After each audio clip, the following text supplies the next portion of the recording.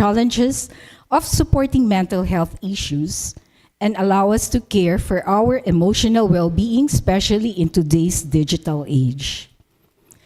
Let us all learn how we can foster emotional resilience and how we can actively participate in bringing hope to those in emotional despair.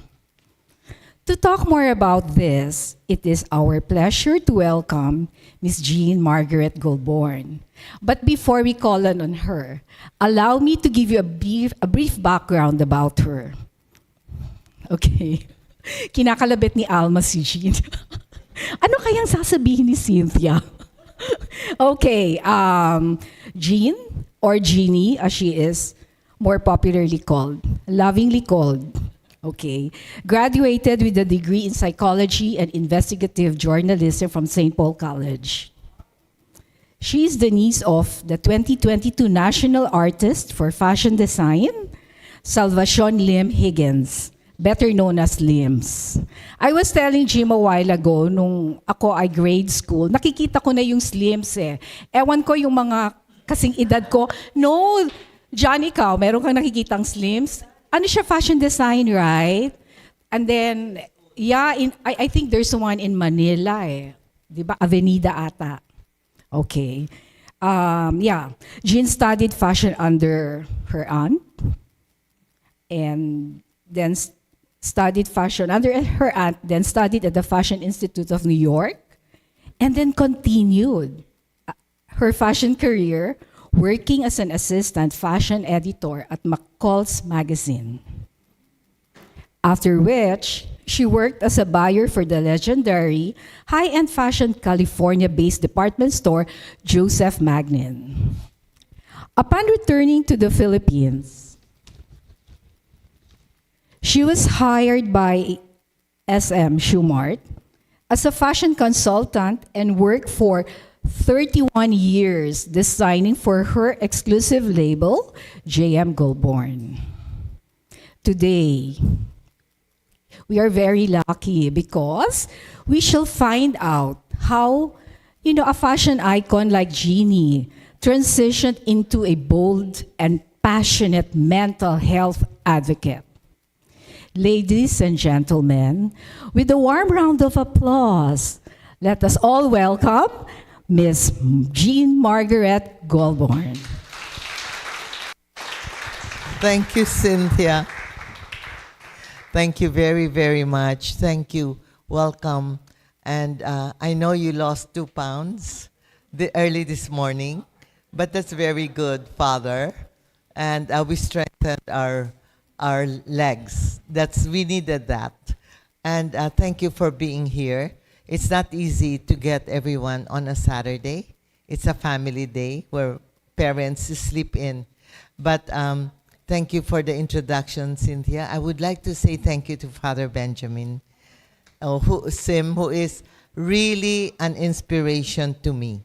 And he has been the past 3 years since he came back to Manila. And very happy indeed to meet you, Father Manny, and to share a space in Mary the Queen for this talk. I hope that this is just the beginning of a friendship. And to all of you, thank you. I am very excited to be able to share with a group such as yours. Actually, Father, it's a dream and it's a prayer answered. In my talks for 17 years, the foundation is 17 years old, and my renewal in understanding my faith in Jesus and being a Catholic was greatly shaken when I lost my daughter. That was 21 years ago. I was always a typical conversationalist with God. I mean, I'm not, Father, I don't know if I get less points in heaven, but I do my novena prayers maybe 6 times a year, and then I break, and then I prefer just to talk to him. So when I lost my daughter 21 years ago, I was in a total state of shock. Natasha was 27 years old. to give you an understanding of my passion, she was 27, and I needed her to take over my fashion business. And I had all these dreams of having the House of Goulburn, because it was Mr. Henry C. who told me that the name Goulburn was more valuable than Lim. So I encountered a tremendous feeling of what it was to be bullied as a little girl. And they called me Inchik Baboy. I mean, that was me as a 5-year-old to 8-year-old. I grew up in Bicol province. But it is in the faith in God. I was taught at 5 years old to stare at the Sacred Heart and talk to God in a Sacred Heart image, and to talk to Him every day if somebody bullied me, and to say, forgive that little girl who said bad things about me, because I was the class president always, or number one in school, and sometimes maybe I was too authoritative and they couldn't stand me. And maybe because my mother, being a pure Chinese, she was quite authoritative. So maybe I mimicked the way she talked. And maybe my classmates of 5, 8 years old couldn't stand it. So when I lost my child, I went back to my childhood and I said, is there a God? Are you there, God? And it was that point of time where I lost for 2 weeks my faith in God. All I could say was, I can't stand you. I'm going to be a Buddhist. How could you do this to me? My feeling of shock, denial. I had to go to Hong Kong to get her and to bring her back. And I never saw her. I said loud, Natasha, I will not look at you in this way. You're too young to leave your mama and the family. I will not look at you. And so the psychiatrist requested me to see for a final goodbye. And it is a way of it's just a manner of doing a closure with the material body of somebody you love. And I said, I will break the rule. I'm not going to see her. So I never saw her. Okay? So the story is like this. I was at a loss. And then one day, after I put her in the crypt, I didn't even want, I only held the jar. I never saw her. And when I put her in, there were 27 doves that I let go. And I said, Lord, and 27 balloons. I said, Lord, I give her back to you. And then that moment when the doves flew, I said, Holy Spirit, guide me. I've lost my way. And that's the only time I really knelt down and I said, I have no one but you. I think you're there. What do you really want me to do?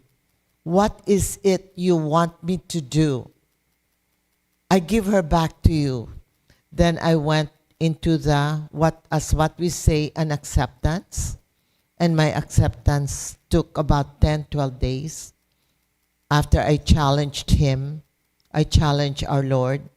I said, I'm going to be a Muslim. I'm going to be a Buddhist.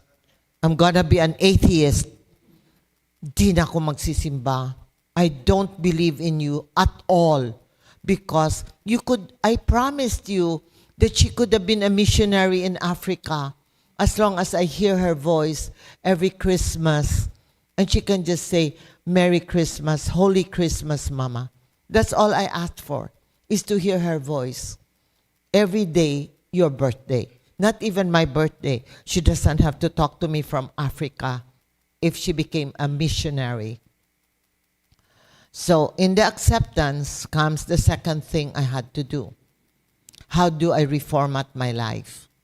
Because every parent has guilt. Guilt.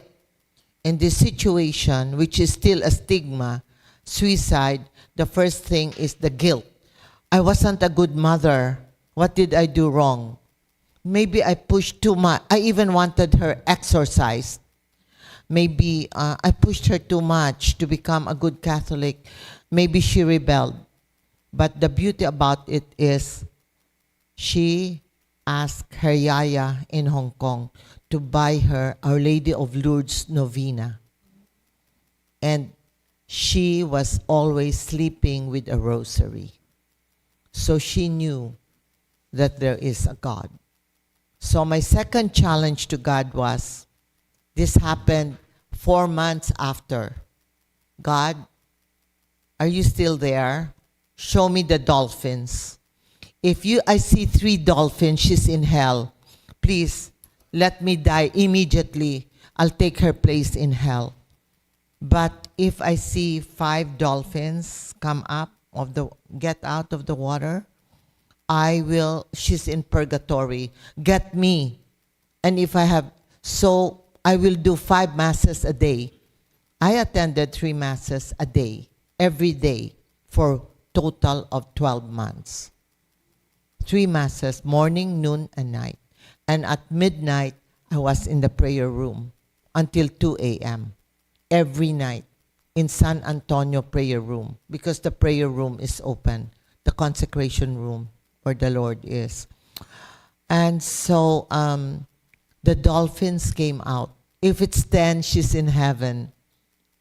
That's what I bargained again with God. I think God's going to get upset with me because I'm always bargaining, Father Sim. You know, Father Ben, I tend to bargain with God too much. And so I saw 128 dolphins. My God. I really knelt down in the banca and I said, thank you, Lord. And I knelt down and I stood up and I touched the dolphin. I could touch them. They were right beside me. How could I count 128? After they passed the boat, the banca, they all lined up in 5 rows. They lined up. All of a sudden, there's this group of dolphins all coming out, and some of them by our boat. And I was able to count because they were, they had the space. It's big. The dolphin is from this wall up to here. They're big up to here. They're long. Some is up to here. They're long. They're quite long. They were very long dolphins. So I said, okay, I trust you. You exist. I know. And a rainbow came out. And 10 pairs of dolphins went straight. 8 minutes they swam. I know why 8 minutes. Because I kept on, I wore a very big man's watch with all the second, so I could take my medicine at 6 and go to sleep at 8. So I was always hoping 6 o'clock p.m. would come. So that's why I had this big watch. And guess what happened? The most interesting thing, the 10 pairs of dolphins took us to the marina of Batangas. So we were in Puerto Galera. Took us to the marina to go home to Batangas. It is such an unusual experience. And the only experience I had, which I will share with you, which is not in the script of Rene, because I would like to say Rene Arambolo, who is our executive director. He was our creative director, but he got promoted to executive director. He planned everything, that even my notes are complete and all the slides. So I've got 18 pages here, but don't worry, it won't be long. So in seeing the dolphins, I experienced the miraculous presence of God in Slovenia. I was just there 3 weeks ago, and in fact, I just got over the jet lag. If you could all come with Father Benjamin, but it would be a difficult journey for Father. Father, it took us 20 minutes on the train, on a little train, like a train for kids. We went down 120 meters deep in the caves of Slovenia. And when I got there, I thought I couldn't breathe because it's a different atmospheric pressure. And I couldn't tell the 4 doctors with me, there they are, I couldn't tell them that I was having a hard time breathing. So there's 2 psychiatrists. If you see Dr. Lucy Banse is the author of the Katatagan books. Dr. Eleanor Ronquillo is a psychiatrist. Lucy is from UST. Dr. Romy Enriquez, psychiatrist, and Dr. Angeli. So over there, we all held hands because it was slippery, 120 feet down. And the miracle, it is a cave, a crystal cave of different colors of marble. Can you imagine the power of God? In that cave, I felt an overwhelming presence of the Creator. So I said, okay, I hear you. I wanted to shout because there's an echo. I hear you. This creation is too beautiful. You are here. And because I heard him, you were given to me this morning. And because it's you who carry the force of light, you are a prayer answered. I've been invited by other branches of Christianity to be part of them. And they're quite charming and very convincing. But there's something about me being a Catholic. And this is my way of reaching out. Because my talk today is just to quickly tell you what we can achieve. Never say I'm too old. Guys, I'm 76 years old. And I'm 76 and I don't know how to tell you a little bit of secret in my life. But before I move on, can I just tell you what's the secret of being young? You've got to be surrounded by young. So I am with students the way Father Benjamin is. I'm with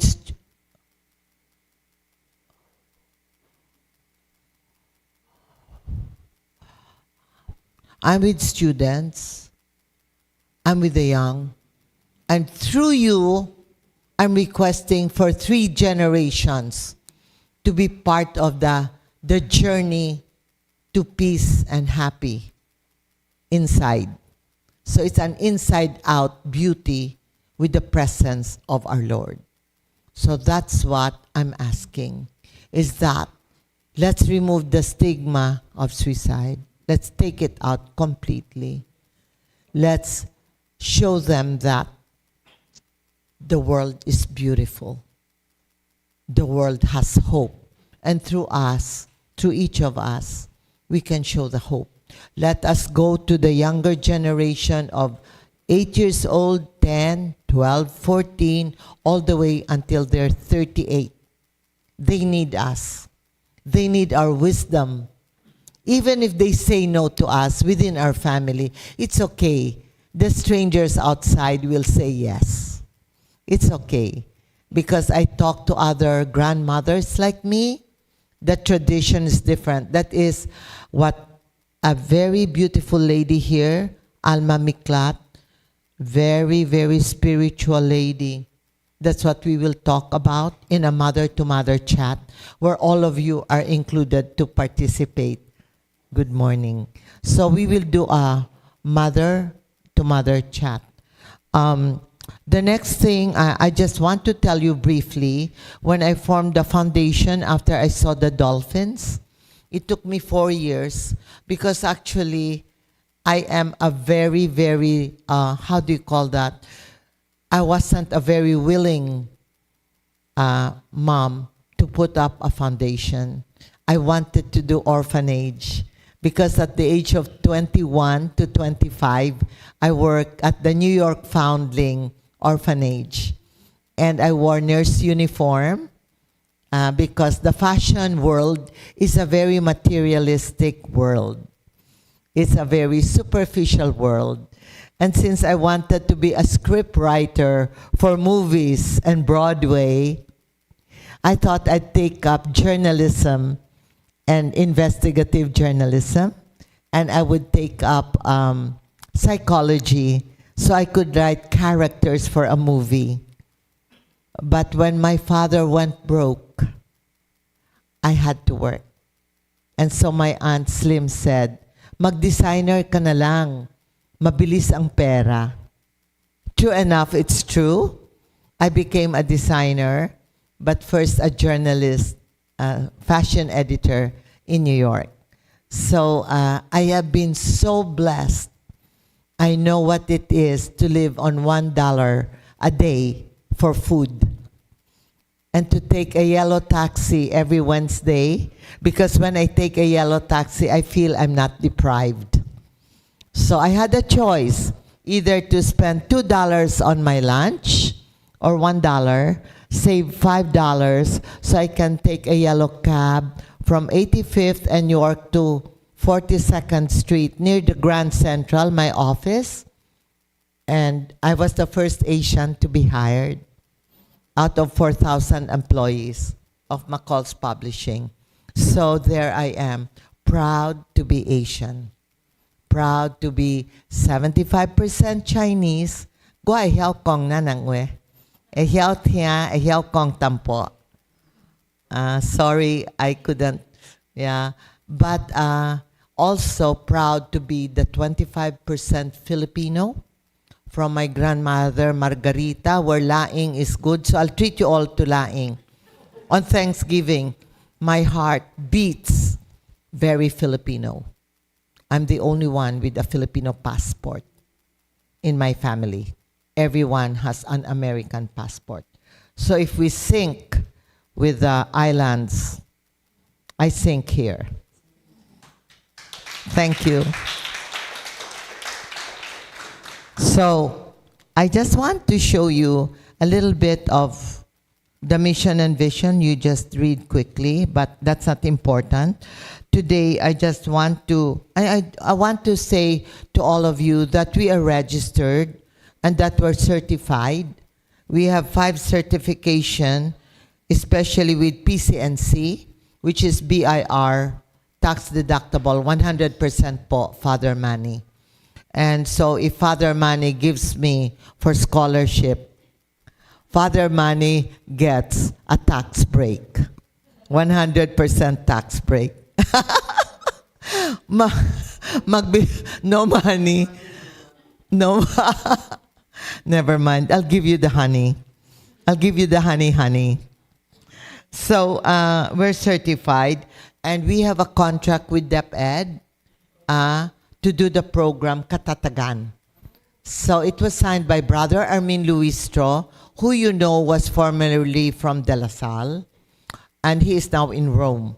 We're still in touch with each other, and so I brought him to Cebu to visit Father. Father, when I went to Cebu, the first time I met you, 2016. Was it 2016 or 2014? I went to Cebu, I met you. You were introduced to me by Bobby Gotong. And Brother Armin Luistro came with me. And we gave a talk in Cebu. We had about 800 people with Pauline Ubial. So we have with Brother for a resilience program. Now, when Brother Armin left, we were requested to do module for grade 4 to 12. Michelle, can you show the grade 4 to 12 module? Just show at least one grade. And then under Leonor Briones, we also signed.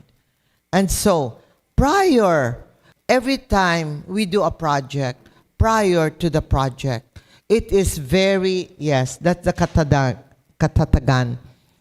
So we have 35 books, 9 grades, 4, 5, 6, 7, 8, 9, 10, 11, 12. And now, there's gossip under the VP. Uh-oh. They're removing grade 11 and 12. Uh-oh. Which they shouldn't. Because there's so much budget. And the confidential fund, oh my gosh, that keeps me awake. It's not good. Let's not talk about bad news. Yeah, Father Manny, terrible. So, being a member of IASP, so we are accredited. Being a member of IASP, we are also accredited in the WHO, which I'm going to get. So, we are a foundation that's run very small po. I need volunteers. That's what I'm here for. I need us to form groups. I need us to be with Father Manny, to be with Father Ben, to be part of ICA, and to be part of Savior. Because I think through the 17 years that I've had the foundation, I think through the inspiration of Father Benjamin and having met Father Manny joyfully this morning, I think we can do something. I don't have any church except for Magallanes that is assisting this. Because would you believe that the church I go to every morning is not available to put in mental health activity? Can you imagine? Can you imagine? A church with the biggest donation every Sunday. But it doesn't matter. It doesn't matter really, because God chooses only those He feels can do the job. And I think most of us here can do a little bit of work. Don't ever say you're over 70 and you're over 80 and you can't do nothing. Look at Father Ben. Look at how he continues to inspire. So today we are a member of 80 countries. We are a member of 80 countries. The Philippines belongs to IASP, where we are one of 80 countries. And I represent the Philippines. So we have there are 4 motivations that keep us going. Programs, and now only for next year will I form the committees on art, committees on dance, committees on music, committees on painting and poetry reading. Those will be formed by next year. But let me start with one of our biggest projects is the Katatagan, which falls under prevention. So if you remember quickly, the programs we have fall under 4 levels. Prevention, intervention, which is Hope Line, and intervention. This is the most crucial part of my program. I used to have 20 responders. This is my call to action. I need volunteers, Father, for 3 hours a day to give me 15 hours, or 4 hours for 5 days a week to give me 20 hours. We will train. And our best responder, believe it or not, is an accountant who is 64 years old. Accountant with no psychology. She is the best. Would you believe? I used to say, my volunteers have to be blah, blah, blah, blah, blah. Now, it is open. Because how could Rufina Concepcion? I turned her down because of her age. I said, she's too old. She won't be able to manage. She won't be able to manage. And so Father Sid Marinay of San Carlos came back to me and said, why don't you give her a try? She's been a volunteer for the church. She's been a volunteer for 32 years. I gave her a try. OMG. In 1 week, she answers 80 calls. And out of the 80 calls, 12% is high risk. Hindi siya takot. Isn't it amazing?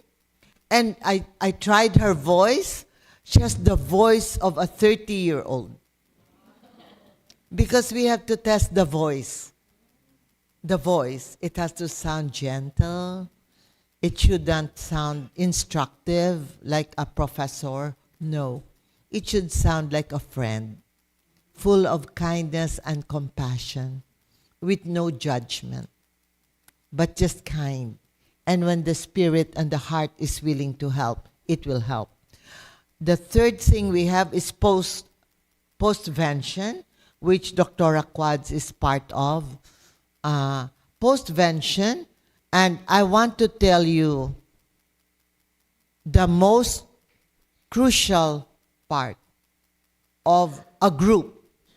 Are you aware that for every suicide, which happens every 40 seconds, there's a suicide in the world? I've been here in front of you for 15 or 20 minutes. There could have been 20 within the world. Now, we can stop that.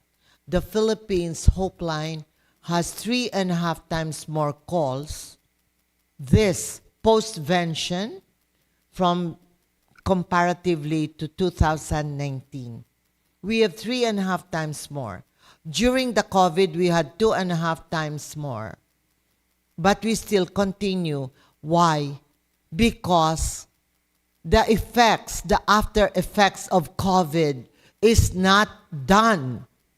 Those who got vaccinated, and I say this with conviction, because my best friend died from myocarditis. He wanted to travel. He got 2 vaccinations and 2 boosters. He was 44 years old. His heart couldn't take it. So I say this with conviction. If you look at Epoch Times, EPOCH, Epoch Times, and there's also a Catholic news. It's called LifeSite, LIFESITE. You will see the reports of Europe. Dr. Macalo, I will send it to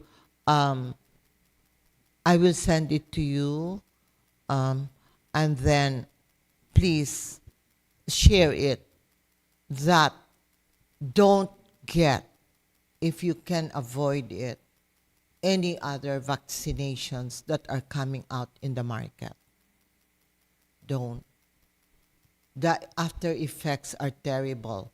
An architect friend of mine, the wife, so healthy. They go walking every day around Bel Air. After the 4 vaccination, the 2 vaccine and 2 booster, she's now on kidney dialysis. Yeah. So I'm just saying, I don't have the statistics, but if you want, I can give it to you. And you can tell me it's fake news. It's okay. Ask for discernment from our Lord. My decision not to have a vaccination was from our Lord. I prayed. But mind you, I don't belong to a cult that if I need antibiotics or I need some really intervention, I will do it. The medical way, the pharma way. But when pharma goes to bed with politics, that's a different matter. And laws are made with pharma in mind. That's a different matter. And I personally know that one big country is in bed, politics and pharma together. And this is causing us neurological problems. So the postvention that we did, I'll just say, out of grade 5 in a private school, after a suicide, February 7, jumping out of the 5th floor. Guess how many percent were? 38% of the total 201 that were tested, that were surveyed, 38% to 42% had depression, but grade 5, 65%, around 65% had instant depression within the 3 weeks after the tragedy. So the program that we offer is very, very, very important for schools, which I would like to offer to Xavier and to Ika and to all the other teachers who are listening. So as I end it, the last one is recovery.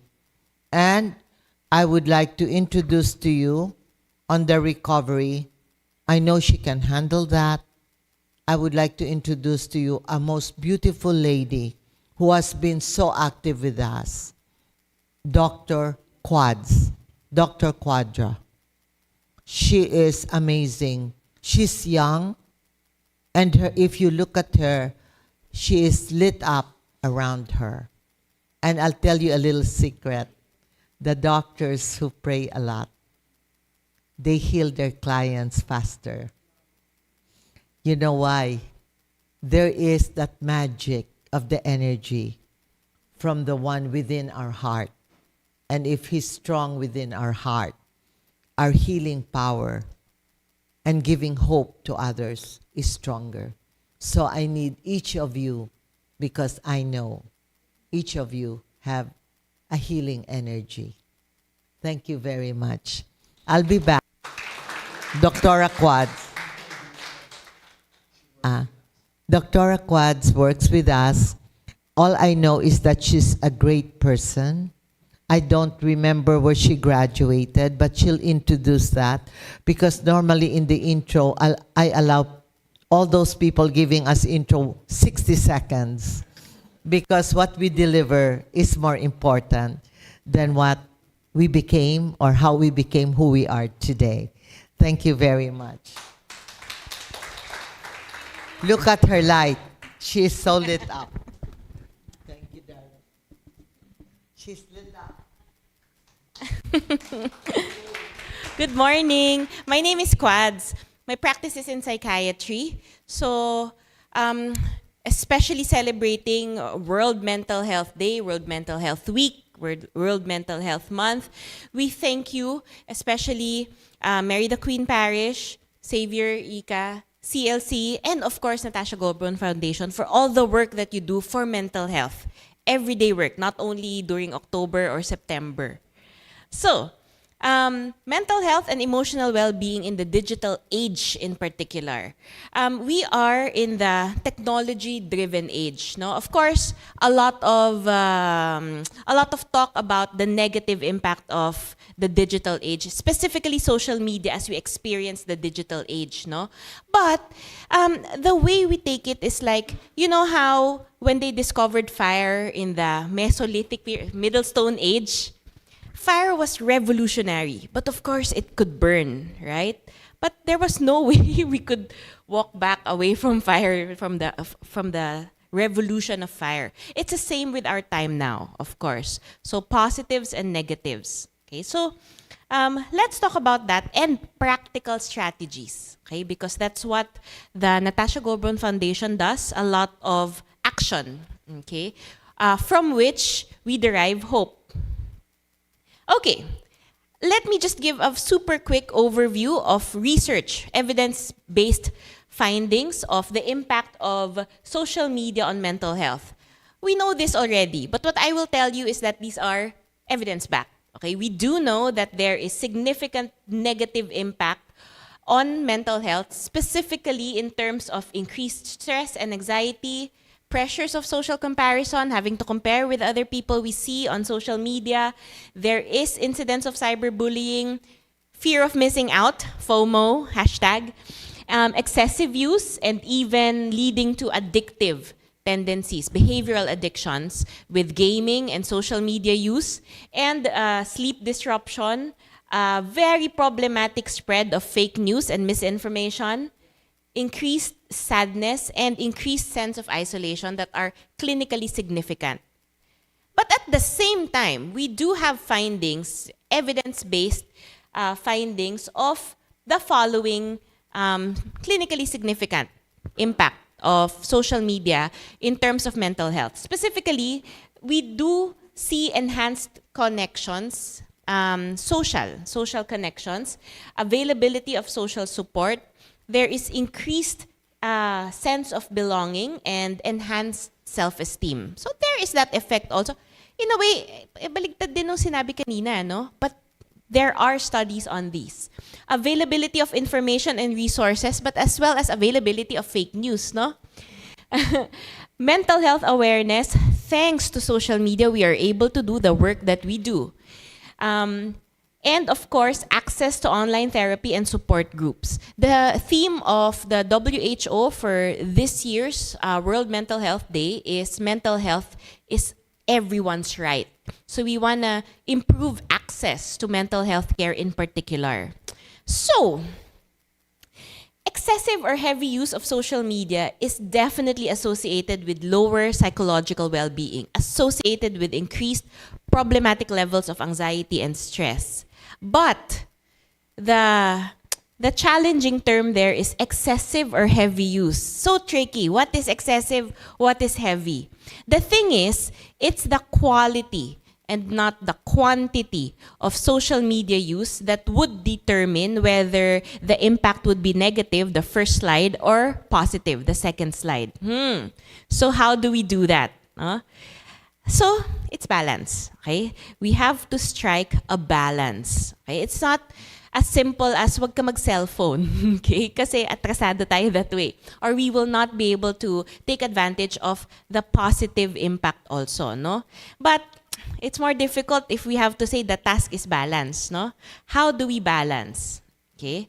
But you know, the very definition of health is balance, okay? The very definition of mental health is to strike a balance. Let's go back to the basics. How does the WHO define mental health, actually? First, back to basics, the definition of the most basic of all, health. Health is defined as a state of complete physical, mental, and social well-being. And it's interesting that in the very definition, they first mentioned state of complete holistic well-being, and then only secondary, not merely the absence of illness. That's just a secondary definition. So our work in the medical field, that's just the secondary definition. Specifically, mental health, okay? Our passion in mental health. A state of well-being in which an individual realizes four things. Realization of one's abilities, self-actualization, ability to cope with normal stresses of life, not ability to evade stress. That would be flatline on ECG. Can work productively, ability to contribute to community in one's own productive ways. So this is the target if we say we want to achieve our best mental health. This definition is actually from very old, like 1950s, 1960s, when the WHO convened to talk about particularly mental health. Pangkaisipan, no? Kalusugan pangkaisipan. So they talked about concepts of mental hygiene at that time. So still true to this day, even in our digital age, in social media. Okay, so balance. Okay, let's talk about balance. Look at this slide. It will be clearer if online, no? So, we have concepts of optimal mental well-being and minimal mental well-being, and only separately concepts of having illness and having a little, if at all, mental illness. So our target is for you to be in this cozy upper right quadrant. The ideal state of functioning, of community involvement, where an individual experiences happiness with minimal or no mental illness. So we want you to be in this cozy right upper quadrant. But we now have, especially during the lockdowns, we were very much aware of concepts of languishing. You know, not straightforwardly, severely depressed, but really not okay. So there is that languishing there, from like outright suffering, languishing, but we want for all of us to achieve a flourishing in one's own right. Okay, but of course, let me first talk about, okay, as a psychiatrist, the most important is to rule out what Miss Jeannie talked about earlier, our advocacies for depression and suicide. Let's first do a very quick rundown of how to rule out ito yung pinakadulo, the maximum mental illness, minimal mental well-being. Okay. Situationer. In the digital age, what's the situationer in the digital age? 1 out of 5 people has mental illness. So if there are 20 of us in the room, there will be very poor in math. 4, is that? Okay. But with a diagnosable psychiatric condition, 700,000 souls worldwide are lost to suicide. And this is underreported. You could imagine it's underreported because it's not talked about. And the way we do research, we're not able to pull out the data very efficiently or very reliably. Locally, 7 Filipino souls are lost to suicide every day. 1 in every 40 seconds, as mentioned earlier. And this is even more underreported because you could just imagine how we do our charts. It's even less efficient. So we are not able to pull out the data that we need as reliably. Only in the past 10 years because we had the Hope Line. Okay. So, suicide is the 4th leading cause of death in the age group that our community is very much taking care of. 2/3 of suicides occur in low and middle income countries in our settings. The thing is, depression is a leading cause of disability and overall global burden of disease. What is burden of disease? Burden of disease means the hours lost in quality of life as a mother, as a teacher, as a significant other, as a friend. That's burden of disease. Number 1 is depressive disorders. So you can imagine how many are diagnosed with cardiac conditions. So in the near future, baka nga ngayon the data doesn't reflect yet, it will be topped by depressive disorders. So ganun siya ka commonplace. Even more than as we experience cardiovascular disorders, which is number 1 in morbidity sa ngayon. The thing is, there are effective treatments, but as high as 85% of patients, especially in our settings, in low-resource settings, do not get treatment, which is why we spend weekends wanting to improve access to mental health care, especially outside of the hospital. And that's why I'm thankful for the work that the community does, okay, like in NGF. Although there are treatments, again, less than half receive treatment. In some countries, even 10%. And this is because of social stigma factors, lack of resources, lack of trained healthcare providers, and so we cascade know-how from psychiatric specialties to non-psychiatric or neuropsych specialists. And of course, inaccurate assessment, access to care. Now, the most recent, the COVID-19 context. Okay? Mental health is considered a parallel pandemic. And the forecast is that it will outlive the pandemic. And we are now starting that. So officially, it's not anymore a pandemic. It's just an endemic, no? COVID-19. But the mental health problems will long outlive the pandemic. So now we are working along the parallel pandemic of mental health problems. So, yeah, brace ourselves. Okay.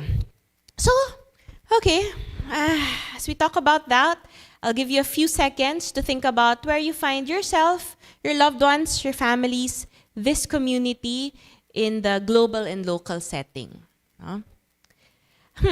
That said, very quickly lang let's do a very quick depression screening. Okay? So we always do this. we always do this in Hope Line. Okay. So again, concepts of, hindi siya kasi, it's a spectrum, you know, it's not outright depression, problematic or not problematic. It's a spectrum, a continuum of sorts, no? So we take it as a continuum from the most problematic clinical depression to normal, depression of the human experience. Meron naman ganon, no? But of course, let's first focus on what will require medical attention.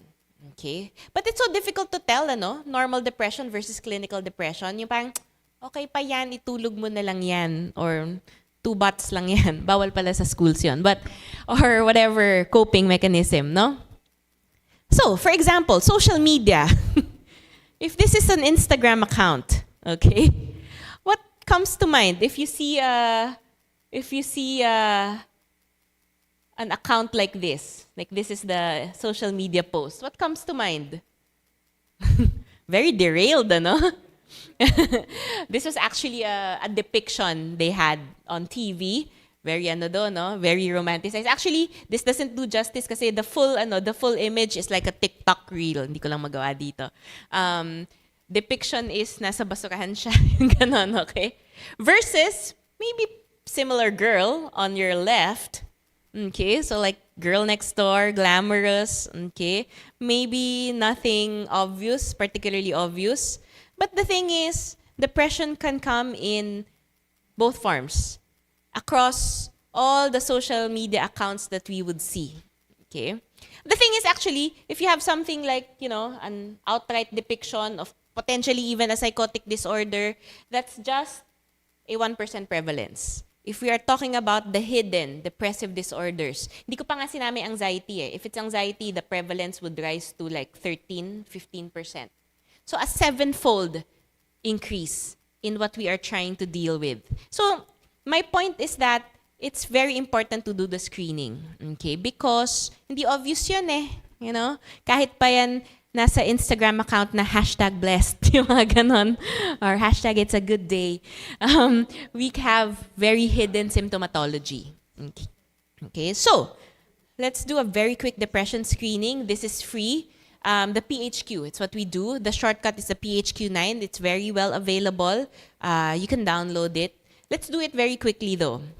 Okay, these are the 9 symptoms of depression. Okay, can we try it? So over the past year to date, so January to October, wag niyo muna pansinin yung 2 weeks.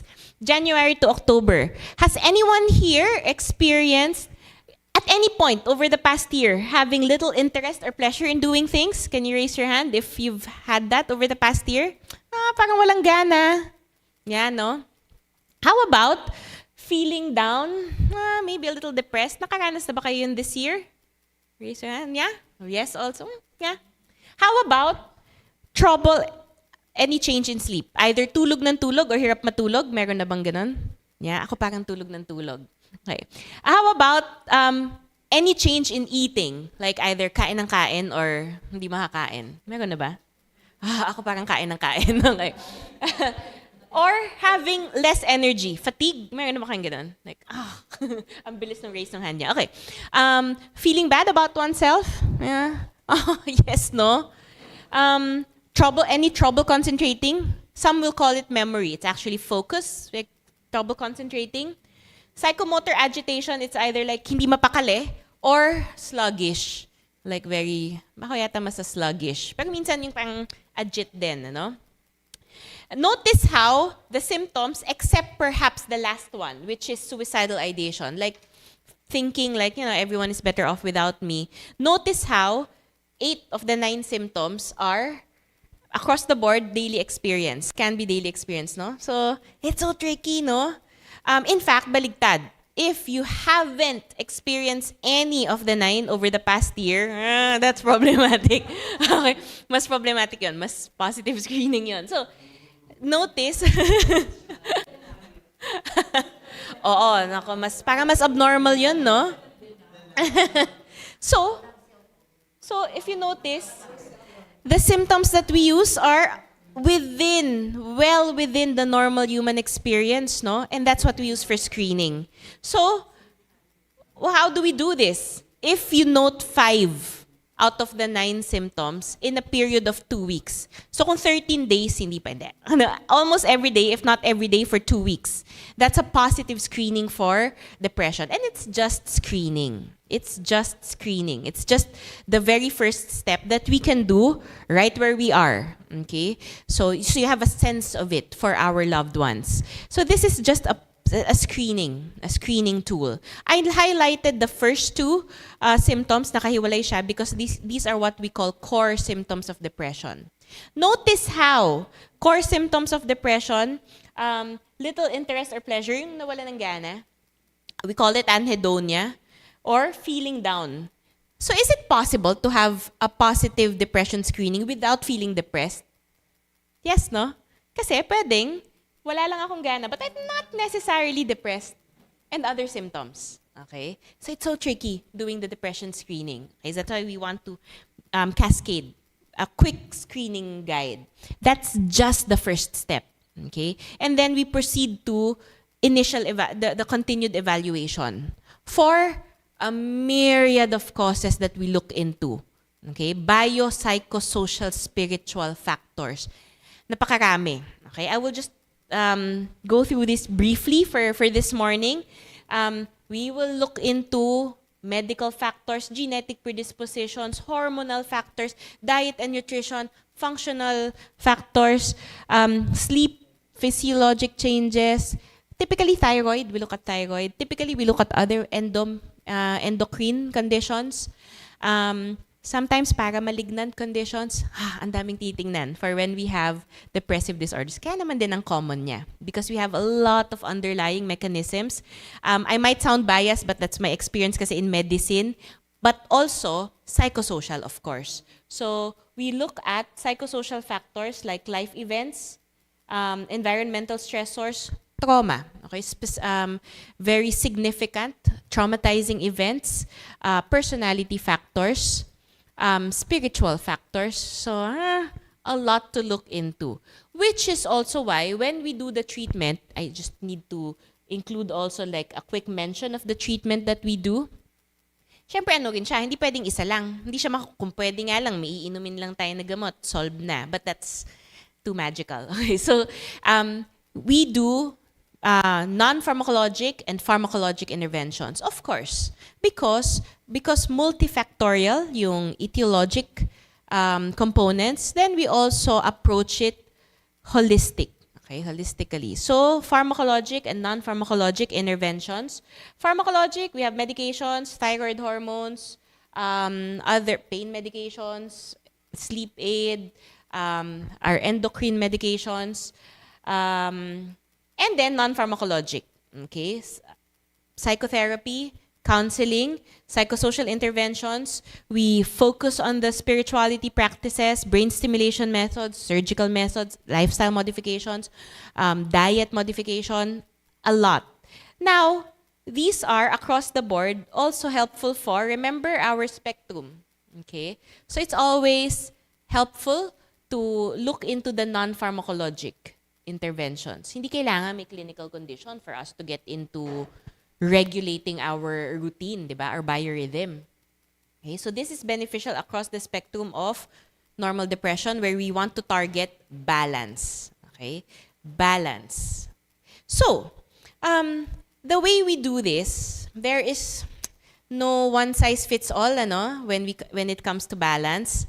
But for my last part for this morning, maybe how I can help you is to give you a list we can start with. No, I always start from, of course, a research base, and then you can streamline it for your loved ones, okay, and for yourself.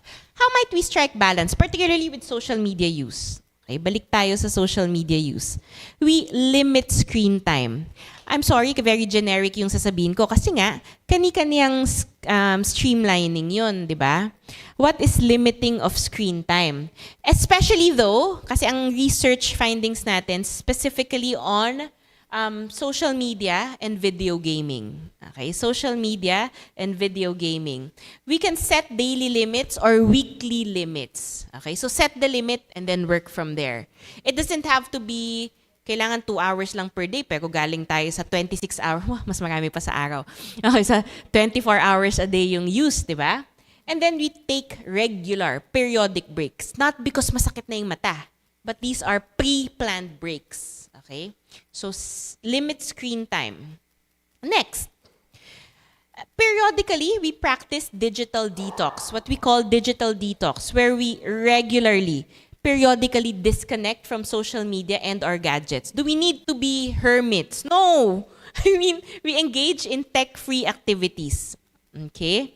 Back to the old days. No, maraming tech-free activities. Okay, so, but we still engage. Okay, so we still engage. We good old talk, okay, or walk.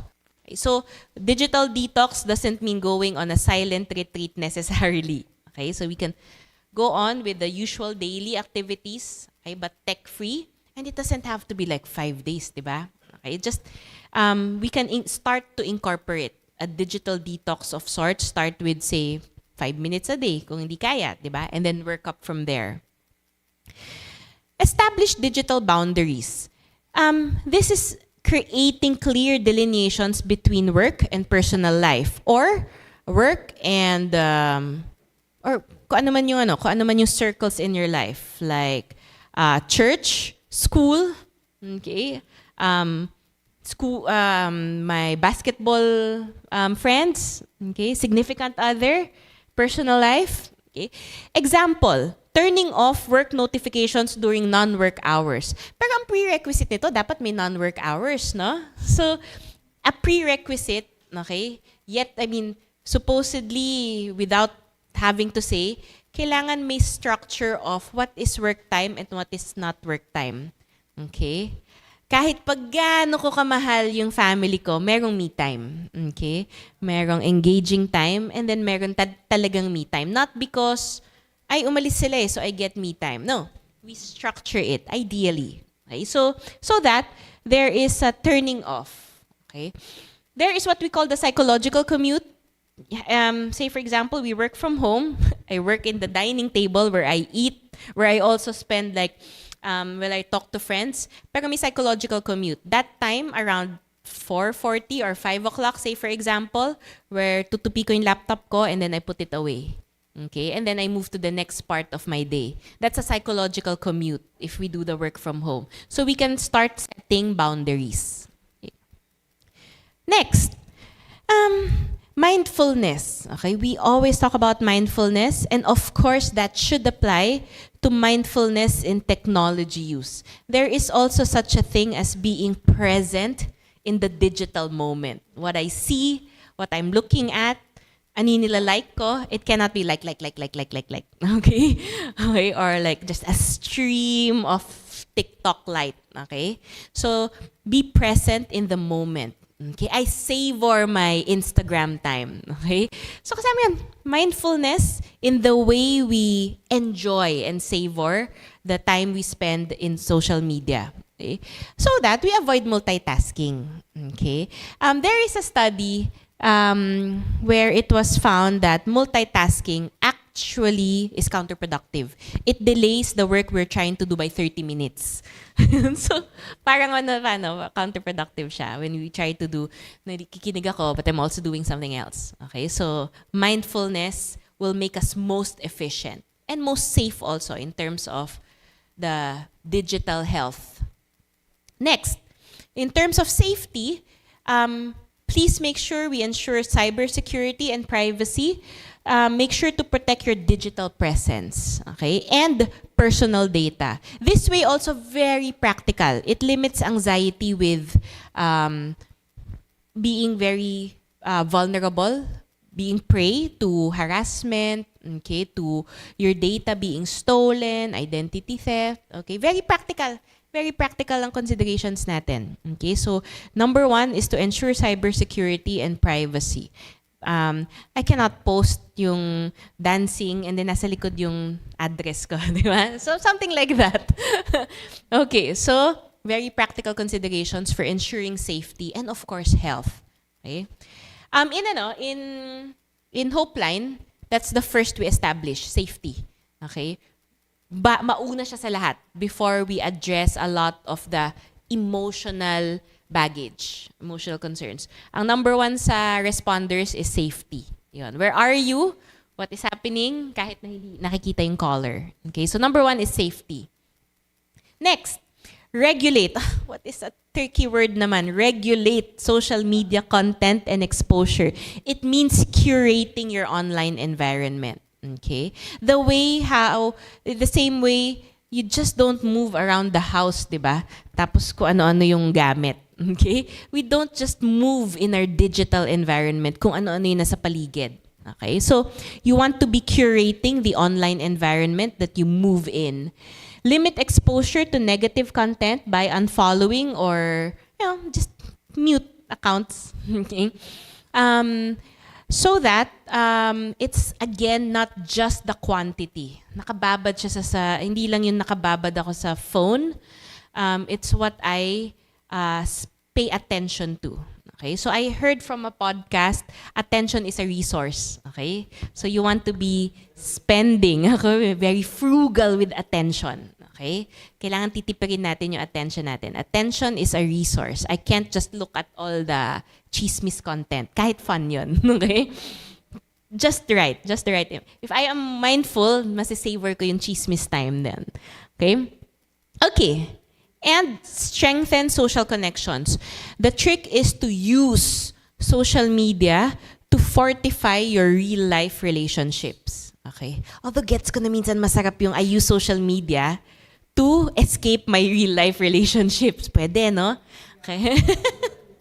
Sarap nun, di ba? JOMO, the joy of missing out. Pwede rin naman na meron din, if that's a me time, right? JOMO is the joy of missing out. Like, I don't reply to this. But not naman never reply, right? So, strengthen social connections, meaning you deliberately use social media to strengthen your real-life relationships. Okay? If you are to use social media to escape my real-life relationships, it's to overall, ultimately, strengthen the self. Okay? So, we take a step back to give more of ourselves. That's what my own therapist told me. You just indulge enough to allow yourself to give more of yourself. Okay? So, that's how we indulge. Just enough to give more of the self so you can serve more. Okay. Next. Then, reach out. Okay? Of course, professional help. I'm not able to include here pala.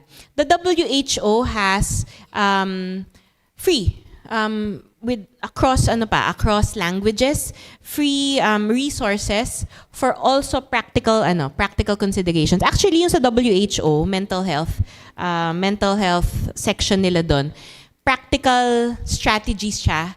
Not only for social media, like across the board, for when we try to manage stress and anxiety. So meron doon, go to the WHO page, particularly like you can type in World Mental Health Day, and then meron dong booklet with audio guides. Kasi may mindfulness practices doon, what to do, how to teach your families. So very practical considerations siya. Okay? And of course, we reach out. Okay? So that's why we are very thankful kasi this is what we're trying to do now, strengthen community relationships. Okay? So again, I thank you. I thank you for the work that you do in the communities because that definitely, on a selfish note, keeps the patients out of our hospitals. So thank you again. Thank you for the work that you all do. Thank you, Dr. Quads. Are there any questions? Because she is so busy, but she always has time for us. Of course. And Dr. Quads, actually, I want to share it with you, but I haven't said it to many people because it's just a thought. That's why Miss Alma Miklat is with us because, Father, I have to slowly remove the connotation of suicide prevention, except I use it. We will both use it very much every September and October because there is still a stigma and a fear. When people hear it, they get palpitation, they get scared. So I'm going to tell Dr. Quads who I wish to bring to Vienna, Austria, I hope in 2025 for a world conference. So part of you to get to know we will start a bit of a research. And one of the researches I wish to do is the OFW families left behind. Because they're the most, wow, vulnerable, no? And Dr. Quads, are you aware that according to those who were sent as seafarers po, because we have 10 million OFWs abroad, and those that, I made a survey 2 years ago, Taiwan has the highest high-risk depression, Taiwan of OFW. Why, Father? I don't know, Father Manny, if you're aware, but they're sent at the age of 16 to 19, but the 16, 17, they are, if they look mature, they're given a fake birth date. Yes, and that is what is done. I haven't checked it because, I investigate before I say it, but I can see the possibility of how it can happen, because somebody from Taiwan that was working with OWA told us that Taiwan has the highest. You know why? What's the pressure? I know this is about balance, but I want us as a society to be able to help. And part of us, me, NGF can help, which should be really the work of government. I've been told 3 times that why am I trying to do the work of government? But can we wait? Can we wait? We can't. 30 days late is 30 lives lost. We can't wait. It is urgent. The youth is like emergency room. So I try not to send her too many clients. And I've attached myself to some other who have trained in New Zealand as a volunteer for church. I have 2 of those. Two beautiful women. So, Dr. Aquads, for the OFW, for instance, the families left behind, those that are affected are the 4 years old all the way until 28 years old. Yes, I was supposed to give Honey extra budget, which was taken away, government money. We were supposed to do one that's of the families left behind and the psychological and what age. So on the researches, Dr. Quads, I'm going to take her in to do more researches so that it helps ICA, it will help St. Paul, it will help Assumption, it will help private schools to also streamline and line up beautiful activities for their young children and do the psychological test, which I requested, and it needs pala permission from parents. So is that possible? Is that possible to get permission from parents through the CLC? Is it possible to talk to your admin that for us to get a survey of how the school is? We need that. There's a health break before we go back. I'm sorry. You're supposed to announce this. Yes, Father. So, Plug in, can I throw a question? sure. Sure, Father. Actually, we wanted you to be part of our panel. Yeah. Let's do things Among spontaneously. The among the- spontaneous ones. Among the interventions you listed down, the menu of possible interventions, you included the spiritual, no? Now, many people, sometimes they overdo it, no? Puro spiritual na lang, there is nothing psychological anymore. Can you give us more or less some guidelines or a description of what is a healthy dose? Baka ma-overdose ng spiritual, no? Can you comment on that? Thank you for that, Father. The very first is that it has to be planned. Before we even talk about like a dosing of sorts, is that kasama siya when we do we plan with patients. Say for example, but my experience kasi is the hospital setting, we plan the treatment, the treatment strategy, right? We have a treatment plan with the patient. The very first step pa lang, Father, is like an openness that this will be part of our treatment plan. This is very Kasi minsan halo din yun an overdoing or parang they want it out of the medical plan. Pero like, kailangan sama-sama lahat eh. So, the very first is that it has to be planned out. Okay, so this is how we do the prayer practice. This is how this is incorporated in the treatment plan, yung ganon. And an awareness that is part of like psychospiritual therapy. So kasama siya. Yun. It's part of how we do the scheduling. Practical din, the practical considerations. May I just comment about your response? Because I've heard one time a counselee, no? She went to a group and she was receiving counseling, and how she wished that they had incorporated something spiritual. They never did, no? Puro ano, kaya it was a lost opportunity sana, and it was a church organization. Pero yung nagbibigay ng counseling, believe na believe sa psychology. Hindi niya linagayan ng spirituality. So you can, Father, like what you mentioned earlier, like a menu of sorts, because we do that, like isa-isa. How do you do the sleep? How do you do... Tapos kasama siya. Yun. So it's not like an afterthought. Yun. Yun.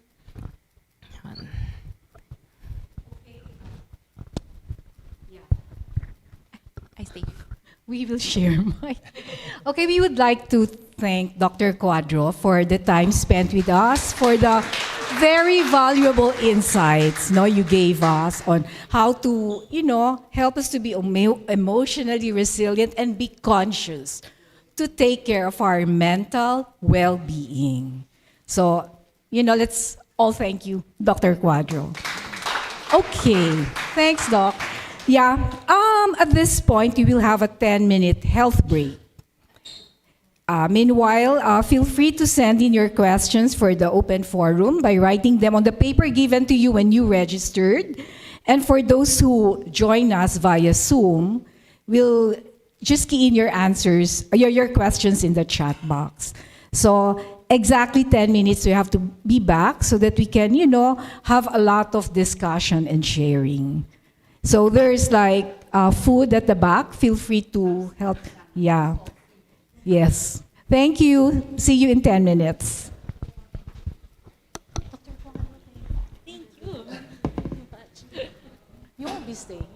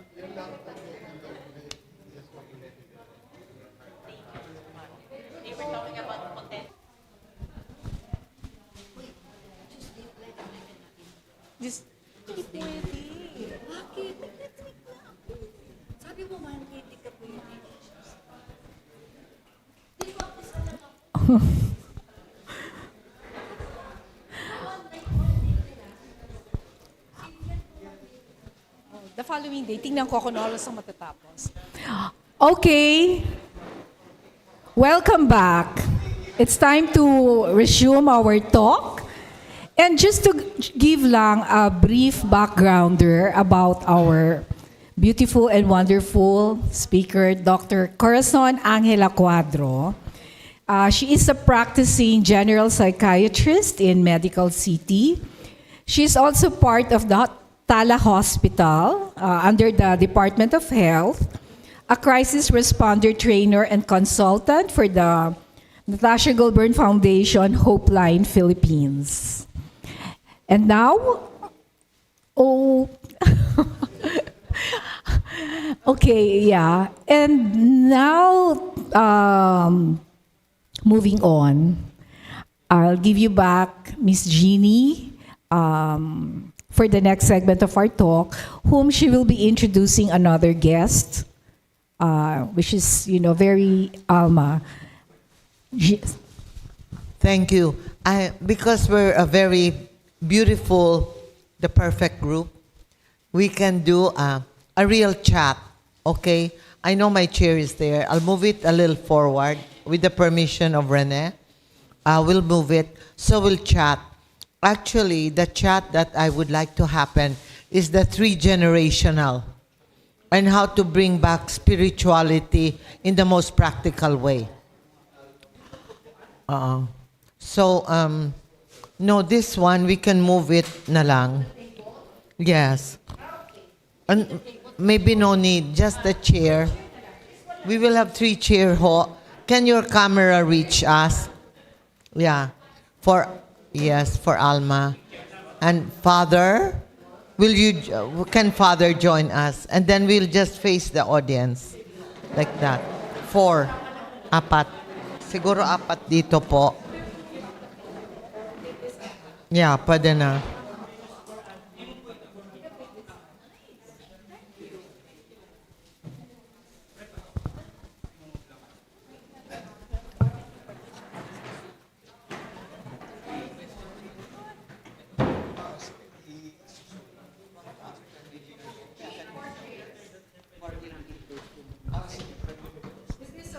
Yes, perfect.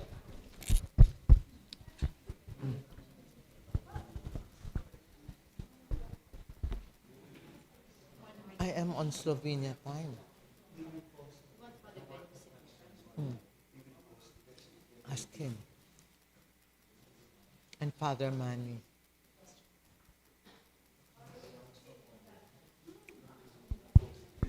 Hindi ko maupos, pero masarap ang masarap. Kain pa ako. Hindi ako nag-breakfast. Gusto mo patabi kita kay masarap siya, no, ma'am?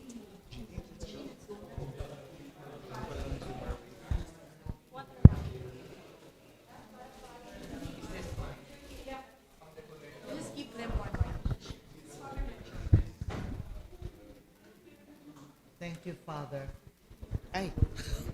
Thank you, Father. Thank you very much for this occasion. Thank you. Hello to everybody on Zoom, and thank you for joining us. But please bring up your questions. How can they bring up their questions? Rene. The questions on Zoom, the Rene ones via Zoom will be posted on the screen. Okay. So I Rene- will read it. Rene will read the questions, and then it's directed, most of the questions currently, Dr. Quads, Father Manny, and Dr. Quads. Father there, and Dr. Quads, and Alma in the middle. Okay. One more.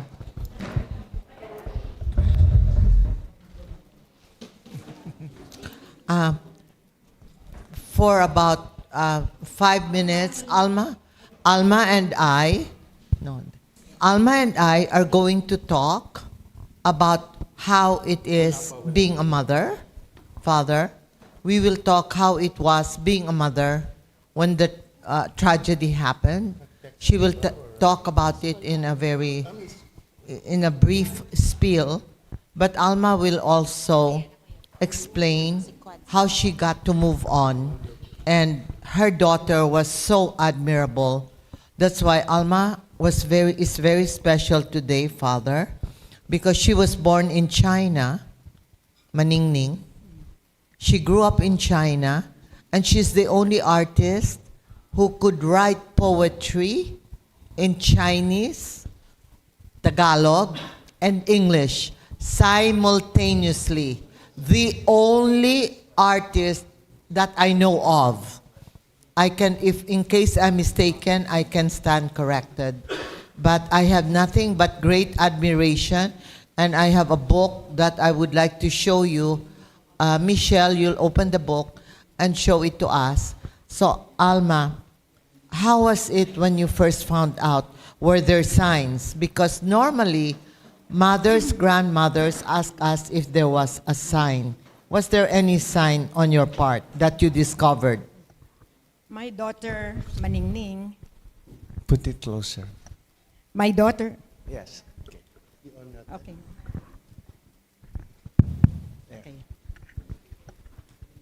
My daughter, Maningning, like what Jenny said, was a trilingual poet in English, Filipino, and Chinese, and an awarded prized artist, having won the Art Association of the Philippines competition back in 1992 when she was still a student at UP College of Fine Arts. She won grand prize in abstract painting. Well, having born in China up to the time when she was 14 years old and finished junior high school, junior middle school, and continued her education here in the Philippines from 15 years old to 28 when she became a teacher at FEU. It has been like, for me, I've watched her grow, and we supported, my husband and I, supported her, all her undertakings and all her passion for art and for poetry. So, as an artist, I used to think that artists are of a different breed, you know, because they have all these angst and, many They have a lot of anxiety. things which ordinary mortals like me, perhaps, are not prone to, no? Yes. So, I wouldn't recognize if there was any depression going on in her life. And at that time, also, depression is something like, people don't, there's that kind of stigma, no? That people just take it for granted. It's only now, no, that depression has taken on a new meaning, and people do really notice. But at that time, I wouldn't know, no? So I would always think that sometimes she would be very quiet, working on what she was doing, painting most of the time, and writing. And so it was like a normal thing that any artist would do, no? So perhaps there were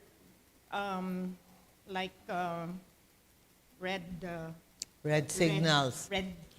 Or red marks or something. But I wouldn't know. I would assume that it's because he's an artist. Like my husband was also an artist, and my second daughter was also an artist, a singer, and so a theater actress. So, and I would always say, like jokingly, in our family, I'm the only one who would, who put my feet on the ground, so to speak, no? I'm the only one putting Yeah. my feet, Grounded. I'm the only one grounded because all these three Our are artist. artists.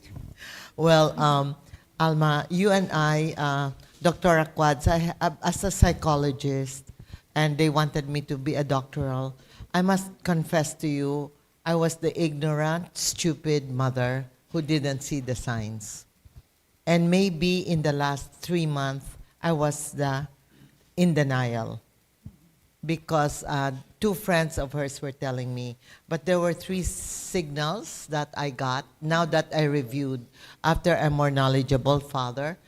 She was giving away her most beautiful clothes, handbags to friends. That's giving away belonging. And she gave me her favorite dog. She says, "You're now a real grandma. I'm bringing home Zoe to sleep with you in bed." And I found that very strange, really strange. Because, Mom, I'm coming home anyway. And she was the smiling depressant, smiling all the time. And so you can't tell. And I couldn't tell the symptom. That's why I always repeat what happened to my life so that grandmothers, grandfathers, and parents' mothers would realize, wala yan. She just broke up. So sometimes nagkukulong. They hide in the bedroom. That's only part of her heartbreak because she also had just broken up 6 months prior to that. So now the plan. Those who take their lives, Father, it's a plan, especially if they're very intelligent. It's a plan. Like it's a plan to buy a ticket to fly to Slovenia. They have a plan. They have already bought their ticket. If they have the time, the place, and the method, what they will do. So it's a plan. And there's a date. There's a date. Some do it the day before their birthday. I know one who attempted twice. He's still alive. But I think he passed away with other natural causes at the age of 42. He planned it on his father's birthday because on his father's birthday, that's also the day that the father said, "Goodbye. I'm leaving you because I have another family." And he was 6 years old. What a way, what a dramatic way to say goodbye to a wife, to say goodbye to 3 children. He was the middle child, so very sensitive. Number 2, number 3, number 4, middle children may show they're tough and may show that they're pasaway, but be careful because sometimes they're the ones that need a little bit of more communication time. The third thing that my daughter did, so she did that. She gave away her dog. She gave the dog to me. The second thing that she did, she went to the beauty parlor. She brought me to the parlor because she used to do my nails and my feet and massage me and cook for me. Number 2 daughter, Natasha.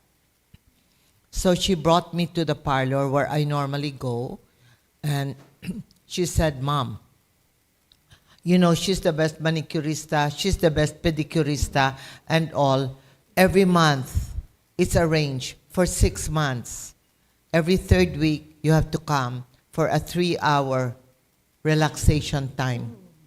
I didn't know that she paid for it 6 months of my beauty parlor and all, which was every 3 weeks. So that's another sign. The third sign, which I didn't know at all, Dr. Quads, was because she was so intelligent. She was a designer for handbag for 9 West. Yeah. Yes, because she was my New York girl. We both love New York. New York is my second home. Not Paris, but New York. I love Paris, don't get me wrong. And London for fashion. but I really love New York because you can be wild. And so, Father, I have to go to you for psychological and spiritual help because sometimes I think I'm a bit misfit in our society because I always tell the truth and I say it the New York way, so in a way, I'm not really accepted, especially that I became a widow. The wives don't want to expose me to their husbands. So I thought I'd make you laugh. So I have less invitations. Even the airlines took me away from their invitation because there was no business to be done because my husband's gone. So he brought the business. Well, anyway, it's okay. This is our society. This is the real society we're in. So the third thing that she did was she went over my whole management staff in the weaving because I weave silk, and it's called silk cocoon. And so I wove for the APEC. So I dressed up President Clinton, for the APEC 1996. So what I'm telling Alma is these are the symptoms. The other symptom was I didn't know. She told me who to fire and who to promote. And she went over all their salary. She said, Mom, you are forgetting this guy's been with you for 4 years, but he'll make a better manager than your manager. Your manager currently in the weaving section, I don't think she'll be loyal to you. Tasha, how do you know? I can feel it, Mom. So she was a very intuitive child. And so the fourth is she lost weight. That's the fourth. And the fifth is she wasn't sleeping. The two things that Dr. Quads told you. For a whole year, she would sleep at 4 in the morning and wake up at 11. But being an artist, Alma and I didn't realize that it wasn't part of being artistic. But there was already. But I noticed something strange. Every time, because she had broke up, so when she had a date, she would say yes for the date. Her spirit was willing, but physically, she would give up. She would say, Mom, should I have another brace? Mom, do you think I look okay? There was this feeling of not a lack of self-esteem. Mom, I'm not sure if my designs for the bags are good enough. I'm not sure if they'll make it into production. Mom, what do you think? Should I join the show in Italy again? Or should I just join the show in London? And they become pasaway. Number 6. They become very pasaway. She became very arrogant. When I asked her, Natasha, where is your list for your business plan for next year? So I know how much dollars I have to invest on your private bags. And I'm not worried about your 9 West. You are paid a salary. But on your private bags, she told me, why don't you trust me? She got the key to her car. She threw it on the table and she said, get my car. I don't want to owe you anything. And that was just before Christmas. So I cried my heart out and I didn't go with her to London where she had a show on February. And neither did her sister. And because of that, there was so much guilt within me and my eldest daughter that maybe we missed out the chance. So Alma, you didn't see the symptoms, right? Actually, we were on our way to the United States. That was September of 2000, where I had a convention, a sales convention, and my husband was to speak at Virginia Tech. So I was so busy, I for a week before our flight to the US, I was so busy attending to the work in the office. And my husband was as well, because I think we had like 14 days to stay in the US. So, and Maningning at the time had a book launching of her trilingual book of poetry, Boys from the Underworld, published by Anvil Publishing, on her birthday, April 15, no, 2000. She turned 28. So during that time, from April to September, she was so busy teaching and also she had full, complete units, no, for a teacher, an instructor. And she was also taking up masters, no, at UP, masters in fine arts, with also full load. So she was so busy, and she was being invited here and there to talk about her book and to be included, to join group exhibitions. So that was really a very busy time for her. And just before we left, I asked her to autograph books, no, which I wanted to bring to the United States to give to relatives and friends.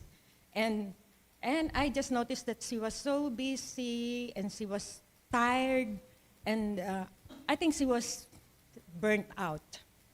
And we didn't realize that because we were also so busy and burnt out preparing for the trip to the U.S. And we left for the U.S. And then September 29, That's when it the happened. 2000, I received a call that She was she, gone. she fell, no, from the 7th floor of the building at FEU. And I couldn't, it was so very hard to take, but I tried to contain myself because my husband had been operated quintuple heart bypass in 1998. And so that was 2 years lang, no, 2000. So I didn't want him to I didn't want to break the news like that. And I really tried. I wanted to cry. I wanted to shout and do everything, but I couldn't. I really controlled myself and just told my husband, I'll go home. No, you can go proceed to your speaking engagement at Virginia Tech. Wow. And I said I have to attend to Maningning without telling him the details. Oh my gosh. She had she was sick or something, no? And she said no, because he just felt that there's something wrong, no? No, I wouldn't go to my speaking engagement. I'll go with you. Let's go home together. And I thought that we were going to, because we were never told that she already was gone. passed. Yeah. And so all throughout the trip, there was a Korean lady who sat beside us and made us, kept us awake all throughout the trip from Washington to Seoul, no? And she kept on talking about her child, an artist and a teacher in the university. And she was like talking everything, and like I was listening to her and thinking about my daughter Maningning, like she was talking about my daughter. Wow. And so we forgot, we forgot about what we were, all the Pain the in pain view. and everything, and all the anxiety and fear. And I thought later on I will just remember that and think that God has sent an angel, An angel. to help us during the trip, to forget about our daughter and listen, and listen to this lady. And we thought that we were going to the hospital, but we had to go to funeraria class. Oh my gosh. And that was really, I knew that something was wrong when I saw the cardiologist of my husband there, and many others who my niece and nephews there, who were Clustered. clustered to receive us. And I thought, the cardiologist, if anything happens to my husband, then she was ready. Yes. So Thank you. So it is stories like this. Thank you for listening. It's not the best story for you to hear. But the reason we're sharing with Father and Dr. Quads knows is to just show each one the urgency of the help we need. Like in example, in Hope Line, which you heard me, we have more than 4,000 calls. But currently, we have about 22% unanswered calls because I am missing 12 responders. Out of 20, I only have 8. And I have 2 volunteers. So I'm here to beg for volunteer time, either from you or maybe a child or an adult child. You may have a 25 or 40-year-old adult child who's very gentle and, you feel is strong enough just to give us 3 to 4 hours a day on the chosen time that she can. But that lady I told you, the accountant, I'm not kidding you, she takes the night shift at 63, 64. She takes the 11 o'clock to 3 a.m. So now, we will go There is now actually into a question on that. Yes. It's here from the audience. It's what is expected from a volunteer? And will training be provided for those who volunteer? The training, Father, it takes us, Dr. Quads knows, it's a 25-hour training.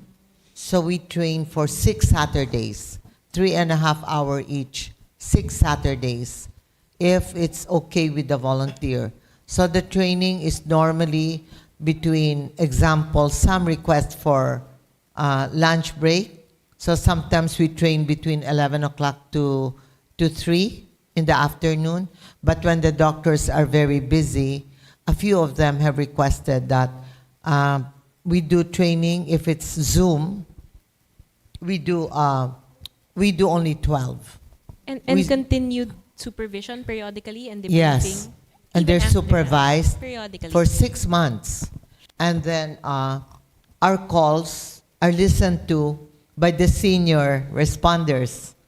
So that for 6 to 8 months, the senior responders are listening. But even before we accept a volunteer, they have to pass through a psychological assessment that they can handle it. So there's a simple, similar to what Dr. Quads is part of the training team. And I put also 3 psychologists who are the writers for the Katatagan, so that they will know what's going on with the calls of Hope Line. And they are the ones also to review. So it's now every 10 days. It used to be every week. We review. It's like in the hospital. You review the morbidity rate, like how many were high risk, how many, and then those that were difficult cases, and that is reviewed by a doctor. Dr. Quads, we are engaging her for 2 times a month. So we might go back to the weekly, and we have another doctor for twice a month. Or if she's busy, we ask Dr. Quads once a month, and we have 3 other doctors. So we call this the, what do we call it? The debriefing. And then they also have an individual psychological help, because we have to help them, because it's a very difficult task to receive every 30 minutes a call, and some of the calls are high risk. Is there any age requirement for Yes. this and educational? We tried to get the new graduate, Father. They're too young. They couldn't pass the psychological test, the maturity. We got 4 new graduate from psychology. And I didn't realize, in fact, this is something I brought up to our board, to Dr. Eleanor Ronquillo. 4 graduates out of 4, 3 had internal personal problem. They took up psychology so they could learn more about themselves and their dysfunctional family. But in other words, they themselves were never processed. So I'm asking Senator Win Gatchalian, because I joined the technical team. I'm the only one without a doctor's degree. So I was called, bakit yung babae dyan nag-i-epal? I didn't even know what's the meaning of epal. When I knew the meaning, I didn't sleep for 4 nights. My ego was hurt, Father. So I didn't realize I still have an ego. I thought I stepped down on my ego. So nag-epal daw ako. Kasi I showed them the Katatagan book. So I said, Senator Win, is it possible to adopt the books that were co-authored by 5 specialists in the curriculum department of DepEd? Senator Win, I already spent around 5 million on this. 5 years to write. 5 years in Tagalog language. Can you imagine to write psychological scientific terms in Tagalog? We did it. We did it. And anyway, we did it. And the pilot test in Bicol University yielded us 0 suicide campus. This is the 5th year. Only 1 suicide on year 3. After year 3. Because of the pandemic. And the child that took his life was a first-year college that came from another school, but he had already problems prior to enrolling. 7 weeks because his computer didn't work. Blah, blah, blah. I don't know where he got his computer, his laptop. The internet. It's the internet with the problem. And the internet Wi-Fi wasn't working, and the teachers were giving him a hard time, and that was only the 2nd month. He hung himself. First year, that's all. This is how fragile the new generation is. Father, do you feel the fragility? I'm just curious because I talked to a few seminarians. And there was something different from the seminarians I met 24 years ago. I'm just giving you my intuitive feeling. The seminarians that I met, there was some sense of fragility, vulnerability. But the ones I met 24 years ago, seminarians, that because I was able to help through my friends, we collected enough for 18 seminarians to finish their vocation. I found that it's quite different. Father, I'm giving you this. Father, in your ministry as the head, how do you sense the young? First about the young, I've heard it said many times, no? Even from other priests, that the current generation is far weaker than our generations. No? And sometimes the things that lead them to depression or anxiety, I kind of smiling because what I've been through, high school, difficulties and all of that, wala yan eh. Wala yan. No? So, and also, this is very true even, or probably this is even truer for kids who are kind of pampered from rich families. They cannot handle difficulty, stress, suffering. No? So I would agree with what you mentioned, and to comment also on the training you were giving them, the volunteers. I thought that, well, we priests practically on a weekly basis, we handle stressed people, depressed people. Uh, that I'm interested in what you have, no? Although I myself one time, Father, are you depressed? No, I'm not depressed. Father, gusto ko magpabunyag. Are you depressed? Are you depressed? So, ayun. So, sometimes I'm also depressed. Okay. Are you the priest?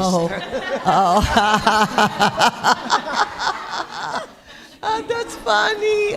There is an online question here. It first says here, "Hi, Miss Jeannie, very inspiring talk regarding your daughter." It's from Carla Abad Mapua. It's a question for Dr. Quadro. What is the best approach for people who underwent trauma and past experience like separation from husband? Very difficult, ano? Well, with all my bias, actually, of course, the best is a structured approach. So, of course, we have trauma therapy, forms of it. Okay, so, but before that, the first is an evaluation, of course. So, it will have to, I will very much advise at least an initial evaluation. Okay, not only evaluation in a diagnostic sense, but you know how it spells an intention to sit down on that I am bothered by something traumatizing. At least for that, making time for it. So just that. And being able to maybe set an appointment with anybody, with any professional, any spiritual director, just to set time to start working on it, whether in a diagnostic sense, in a treatment planning sense. But speaking of treatment planning sense, I would very much start with a structured approach. So if we're really talking about trauma, then we will have to talk about a treatment plan, like a trauma therapy, maybe medications if needed. So go for something structured. Okay. Can I And add there's- to that? Okay. About the trauma and the processing, Dr. Quads, a lot of young people, when they go, example, to a guidance counselor, in the past, the guidance counselor, Father, in the past, in my time, when you're sent to the guidance counselor, you did something wrong, and then the guidance counselor either disciplines you or gives you some things to do. And me, I had some things to, I was sent once and I was given a penalty for posing and exposing my shoulder. And so the sister of St. Paul sent me to a guidance counselor. And between the two of them, I had to write 100 pages why Adam and Eve had to wear clothes. That was my penalty. But don't forget, I'm now 76. At that time, I was only 15. And so I had to write because my armpit was showing in this cover of Sunday Times magazine. I was 15 and a half. So, so when they go to a guidance counselor, they also feel traumatized. So the reason why I'm bringing this up, Father and Doctor and Father, is that you have a chance to talk to schools. I would like to do a little, if there are teachers there, I would like to do an experiment. A pilot test with Mary the Queen through Father Manny, that we will do just a survey with Father Manny, a survey of grade 12, Father, grade 11, just where are they emotionally? Like you have an IQ test. This is like an EQ test. Pwedeng ganon. And then you can watch there if there was any trauma or trauma when they were 4 or 8 years old. They may be able to blurt it out at the age of 14, 15, 16, 18, 19. And if they blurt it out already, the school, through the test, the school will be able to lead them on to further processing the trauma. But I'm requesting hospitals. In fact, I want to have a meeting with your president in your hospital, to give the psychiatrist an unusual surrounding where there are trees and flowers blooming out of the window when people come for help. So the reason why I brought Alma here is we're talking about trauma. If I'm traumatized, you put me in a clinic and I have to face you, Dr. Quads. I am not going, I feel like I'm back in school, going back to the guidance counselor and being evaluated what penalty I have for exposing my arms and my one shoulder.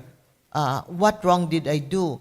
Because according to the nun, to the sister, I was the one who gave a temptation to the men who saw my picture in the magazine, a temptation of very naughty thoughts.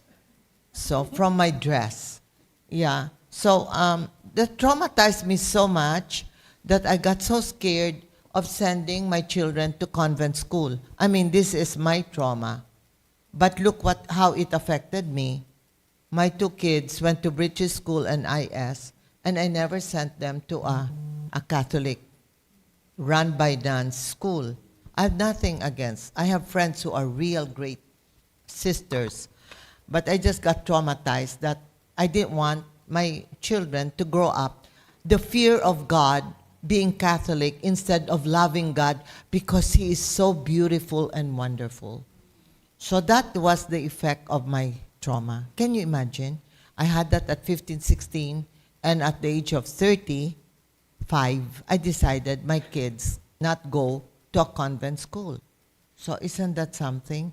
So, Dr. Quads and Father, wouldn't it be nice if the church would have a bench, and I invited Charmaine Bencamino to come, and the little children paint on the bench, and I will provide the umbrella, a big umbrella in a garden, where the psychologist or very trained, I will train the grandmas how to be peer counselors to the millennial.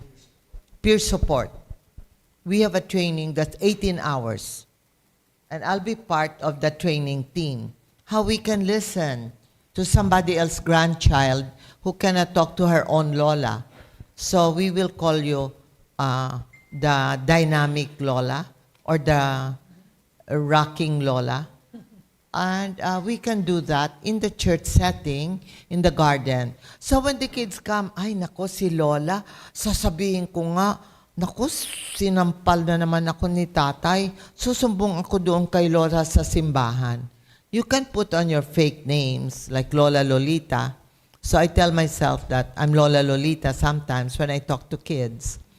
And we can do that. And I can provide you dolls.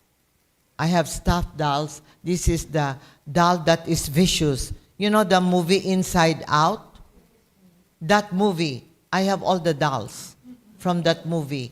So when I give a talk to high school, I bring all the dolls, including the elephant, the memory, you know. Actually, Jeannie, there's a question, especially it's related to that. Here, it's also online. Do you have any tips, advice, how to better connect with one another beyond the generational gap? So I guess they're talking That's about it. a generational gap. That's why I actually want 3 generations. Because we've got to bridge that gap. Hindi ba? Yung panahon, I know, Quad, you're only 29 years old. Oh, no. She's not. She's a little over. But I tell her, don't tell your age. So that the young will feel they can talk to her. Kasi when you say, I'm already 45, the 16 and the 18, they don't want to talk to us when we're, yes. So Father Ben, for me, Father Ben is my father, confessor, my inspiration. So you know, we don't have a generational gap because his mind is wild. He is wild. So let's give him a hand clap. If I give him a problem, he's wild.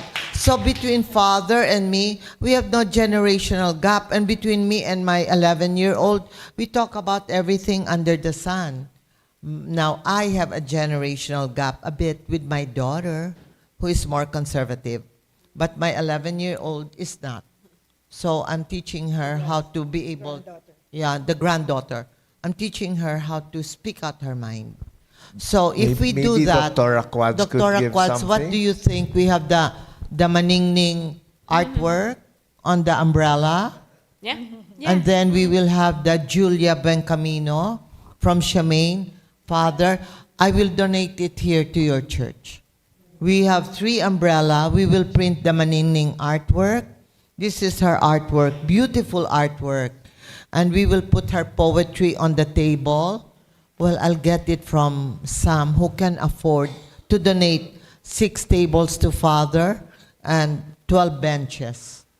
And the benches have to be built. Father Ben, this is something I'll ask of you. And Savior, yung mga 16 and 14, kunin lahat ng mga basura sa basura, gagawa silang bench. Tapos pipinturahan ng grade 10. So yung grade 12, gagawa sila magpupukpok ng bench. Tapos yung pintura naman ni Maningning, ilalagay namin, ipiprint namin sa umbrella. Hindi ba maganda po? Bibigay namin sa iyo, Father. Tatawagin niya siya, Father Bench. Father bench. Bench. No, tapos, teka, yung Father Bench. Father Bench ang tawag namin. B-E-N-J. Father Bench. Bench with Jeannie and Ben. Father Bench. Okay? Tawagin natin. Tapos, in his honor and in the big admiration I have, I will supply you with 12 Snoopy. So, yung habang nagka-council, si counselor may Snoopy. Kasi yan We can pick up from there, no? Art, our expressive art, in our end, art therapy even. Expressive art is one way we are able to express or communicate across generation gaps, personality gaps.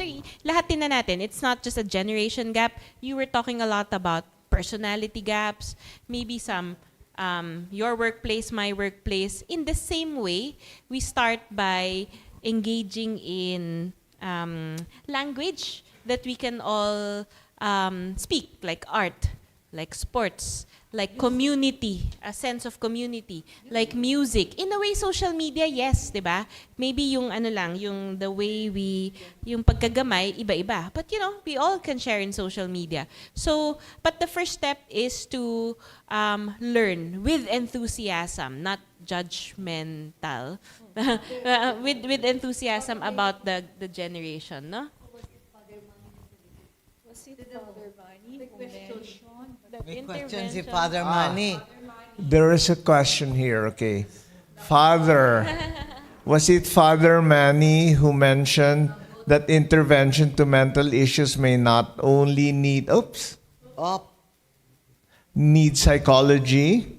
I didn't realize that pastoral counseling is really good until I was invited to attend a certificate program on this at the San Carlos Graduate School of Theology, when psychologist counselor can also integrate theology and philosophy in their practice. Great. True. I agree with that 100%. No? But may I suggest an even more basic and primal language needed, I think, in human interaction. I hear confessions of those who are being prepared for First Communion. And I was warned in Ika, Father, many of them are afraid sometimes to go to confession. In past years, there were experiences where maybe this is not too common, but they would be told, you are noisier than the Savior boys. This is the first time. That's why I deliberately made found ways of making it a very good experience, no? How chocolates, no? So after the confession, I would tell them, "Oh, you made a very good confession. This is for you." So when they come out of the confessional, yes. No? So, and we found out, Father Boggs and I found that it's effective not just with the kids, your first communion. Ngayon, we hear confessions of grade 10, 11. Do you know, chocolates are still effective? No? And they're so happy, no? In other words, the language of kindness, no?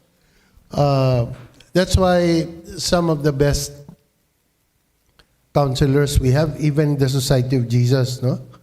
One is not even a psychologist, but he's very, very kind. No? He's extremely kind. So I think precisely the kind of people that you're looking for, no? Kind people. That language cuts across through generations, no? Grade school, high school. Actually, Father, thank you. And for saying this, and for those that are Zooming, we'll get their names and then we will send you through Rene. We will ask a question, and those who answer the questions have a box of katingko. So, Hindi na chocolate, ha, and katingko. I will add that to the chocolate. There's a question here again here. Is it considered to be a sign of depression if you experience smog in your brain? Is that maybe brain fog? I think that's what they mean. For a certain period, I did have this. I cannot express my thoughts well. Can be, no? Can be. Can also be part of sometimes just the low days. Sometimes maybe we're just not in the mood. Pwede naman. So what do? We can do the screening kasi it's a quick and easy way of trying to determine if this is still within the normal depression. And at the same time, number 2, if it already affects usual functioning. Because of the smog, brain fog, I'm not able to do my academic work or occupation, so much so that my grades are compromised or work is compromised, patient care is compromised. Man, that is potentially problematic, baka clinical depression. Yeah. Dr. Quads, could it also be the weather? Hopefully, it's just the weather. Well, because I had a cough and cold that lasted only for 3 days, and I went more like I couldn't breathe, but I do have sinusitis, and I went to my doctor, and then she told me that there are so much microplastic in the air. So I found a very nice gentleman to be our ambassador of climate change, who will assist the young people. I was impressed, Father Ben, when I visited you in Cebu, because all the students of St. John's Academy, they had a little pouch where all the basura, after they have their break, is on the pouch, and they pick up all the basura on the ground. So isn't that part of being a warrior, to have good environment and healthy breathings? Because I think there are mornings I have a brain fog, and I think it's just the climate, you know. Yes, the climate. I can't think straight. So, Rene, you have one more question. I saw. No, that's it. We're waiting. Once there's a question, they will flash it up on Father the screen. Ben, what makes your mind so young? I mean, maybe I see you sometimes with this cane, but this cane is only physical. At your age, can we reveal your age, or is it a secret? Well, I think I just want to know. Well, a lot of times when people come to me, even for confession, instead of trying to teach or to judge or what, my first thing is to listen and understand. I just remember a case where it was confession time, and one of the boys came to me and said, "Father, I'm not a Catholic, I'm a Christian." And I said, "You just want to talk to me?" Oh yes. All right, what's in your mind? Yes. And he said, "I feel God is so far away." And I said, "Okay, then can you tell me more about it? Why?" And after our talk, I said, since you are not a Catholic, I will not give you sacramental absolution. I'll give you a blessing. And the next day, the campus minister told me that that boy who came to me went and told him that before he talked to me, he felt that God was so far away. But after talking to me, he felt that God is so near. But all I did was mainly listen. Listen with the heart, I said.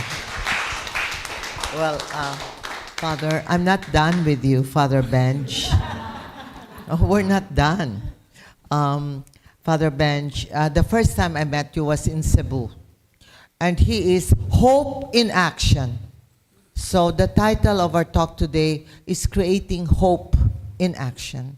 So today, when you get home, or within this coming few more minutes, think of how you can be the hope in action with the church, together with Father Manny. He doesn't know it, but I've caught a big fish.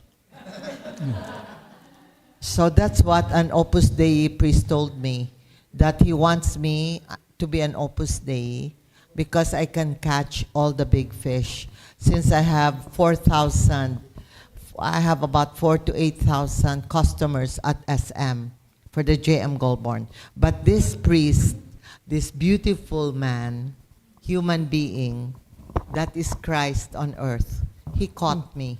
I got caught in his net. You know why? I was the fish he caught. You know why? He heard about me, and somebody told me about how kind he was. So Bobby Gotong introduced me to him, and he listened with so much wisdom in his eyes. And I told him, I say this because I want to make the doors open wider if I'm talking to a Chinese. So I told him, "Gua behiao kong nanang we, ayaw tia behiao kong." And then so I wanted his door to open, and it opened wide. And when Father opened wide the door, he said, "Please come to my church and talk to my parishioners at the end of the Mass. Please come, say hello to them, tell them about what your foundation wants to do and what." And this is exactly what he has done for today. And so I told him, "Father, there are days I want to quit." And I said, "Father, I don't want to talk about money." Really, Father, it's the most embarrassing for me at my age, 76. I don't want to look like a beggar. But really, at 76, I never had to beg. And now I have to beg. Actually, not to beg, but I would say, Father, that a lot of people together create a better, strong energy. It's you and me equals 2 rather than 1, 1, 1. Right? So there are so many different groups trying to do something. But me, I want to attach myself to a Catholic group. And today, this is an answered prayer. When you invited me to that Cebu, he told me the story about Bohol and about the tsunami. Was it Bohol, Father? Daan Bantayan. Daan Bantayan. Yes. The northern And Cebu. so many boats were lost. But he didn't ask for money. He asked that who wants to go to experience. How did you tell me about that? Because to ask for money and for someone to write a check, it's either that person is willing to split away from his material wealth because he can't bring it to heaven, and he knows that, or a person is not that awakened. If a person's not awakened, Father, that person will not even give 500 pesos. But this one, Father, how did you handle those that came with you for the bangka that you gave the fishermen after the tsunami? How did you handle your friends and the support? I think that was the work of God. Yeah. It's like the mustard seed, because I had in mind that perhaps we can afford to give maybe 5 bangkas. I want to go beyond just relief, because they just told out. I want them to be able to stand on their feet again to go fishing. So I thought that we could give 5 bangkas, but as we visited the place and I asked, we put a kind of brochure, and by the touch of God, that within 1 year, we got about 1 million donations, and after 1 year, instead of the 5 bangkas, we were able to provide 126 bangkas. That's about it. But anyway, that's. I think that I told the fishermen that that's the work of God, the grace of God. So when we had the first anniversary, instead of trying to recall the calamities, we had a Thanksgiving celebration of the grace of God. But I just want to go back, if you don't mind, for today. My way of thinking, you may not agree with me, but anyway, try to listen. You can object, but anyway, my way of thinking of the way I hope that this event today will not just be a one-shot affair. After this, people go home and forget or put your notes in the file and all that. But it is only a beginning, because for me, a change will take place. First stage is awareness. People get informed. But that is not enough, because you read the newspaper every day, you read about killings and all that. And you say, oh, Lord, that's life and all that. But I think with the sharing of our resource people, their personal experiences, that awareness become, some people call critical awareness. The awareness that leads you to feel that you want to do something about it. And that leads to the first stage of action. No? And fortunately, also, sometimes even if we want to do something about it, we are at a loss at exactly what do we do, no? And after a while, if nothing happens, that dies out.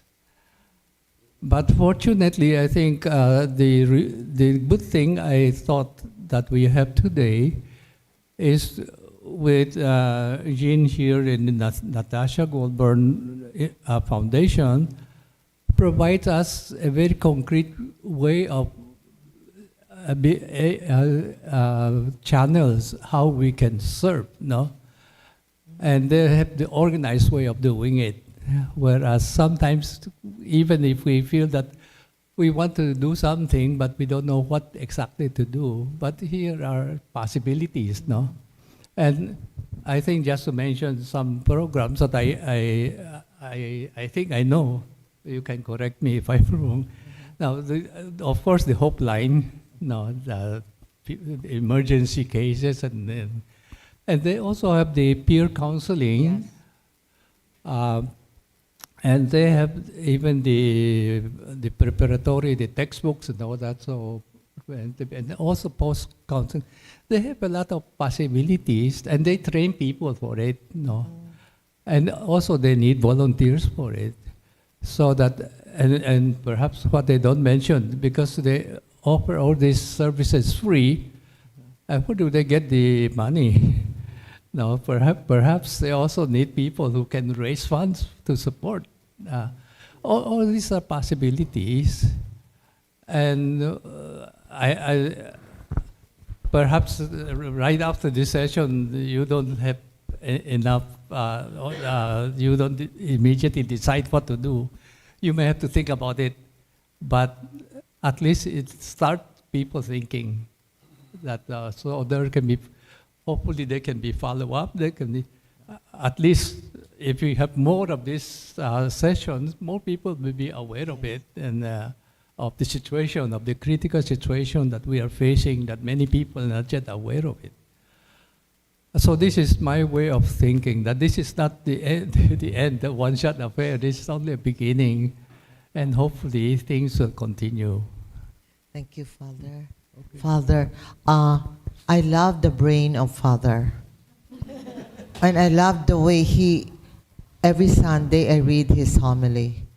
And we are all waiting, and if somebody can, I'm asking for a volunteer to help Father finish and pull together the books, a book he wrote 3 years ago, a compilation of his homily, and he continues to send it to me. I send it to 8 other friends, and I read it 3 times because it really impacts what I will do for the week.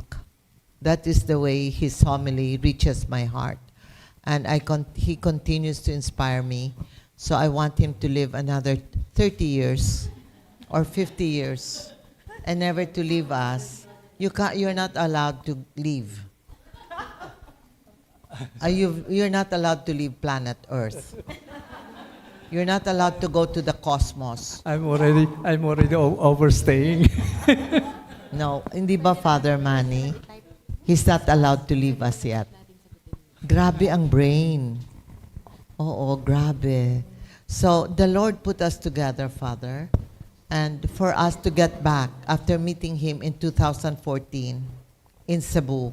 I think this is really God's grace.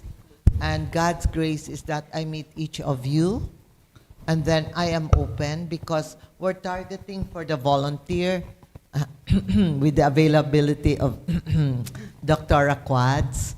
And there are 5 doctors who are training. Dr. Arlen Ronquillo, who is a trauma. She's a specialist in trauma. And there are 3 others, Lenny Gadiana.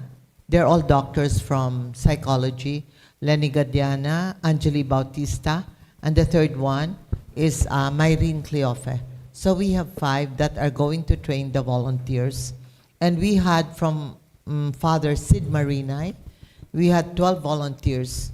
7 of them stood by us for 18 months. Now it's the 24th month, and I only have 2 left. But the best is the lady, the accountant, and a nun, a sister who's 52 years old. So good. So I realized now that 28 years old to 45 years old, and I won't put an age, 65, Monette, Blessy, and Pe, you all can put 3 hours a day. And maybe the 3 of you, I'll give you all the phone and the laptop. I will provide the laptop because that laptop is just for the phone, for the calls coming in. So you also have a record of what the others are getting. You see a record of the calls. Every time the phone rings, your laptop will see the ring. And the ring goes to your phone, or goes to Cynthia's phone, or goes to Joy's phone. It will go. And then you will see. And at the end of the week, everybody reports the calls they get, Father, and they all chat about it. Sometimes if one had a hard client or 3 case, they talk about it, they write it on the computer, and then they all have an instant emergency meeting, how to solve that problem. Prevalent now on the top 5, Father, Father Manny, maybe it's good you should know. Number one is family relationship. Why? It has been like that for 11 years. It's the number one call. Family relationship, bakit? Number 2, romance. Break up po. That's number 2 caller. And the call during COVID, our oldest is 93 years old. Yes. We had about 3% callers over 80 during COVID. So the number 2 is romance. So it fluctuates. Number 3, the number 3 calls we have, it fluctuates, right, Michelle? 3, 4, 5, 6, it fluctuates. It's either about a gender identity problem, which used to be number 7, but because America is giving so much attention to the point that it's too confused because the teachers, I have nothing against, because my most spiritual member of the family is one. She is gay. And my nephew is gay.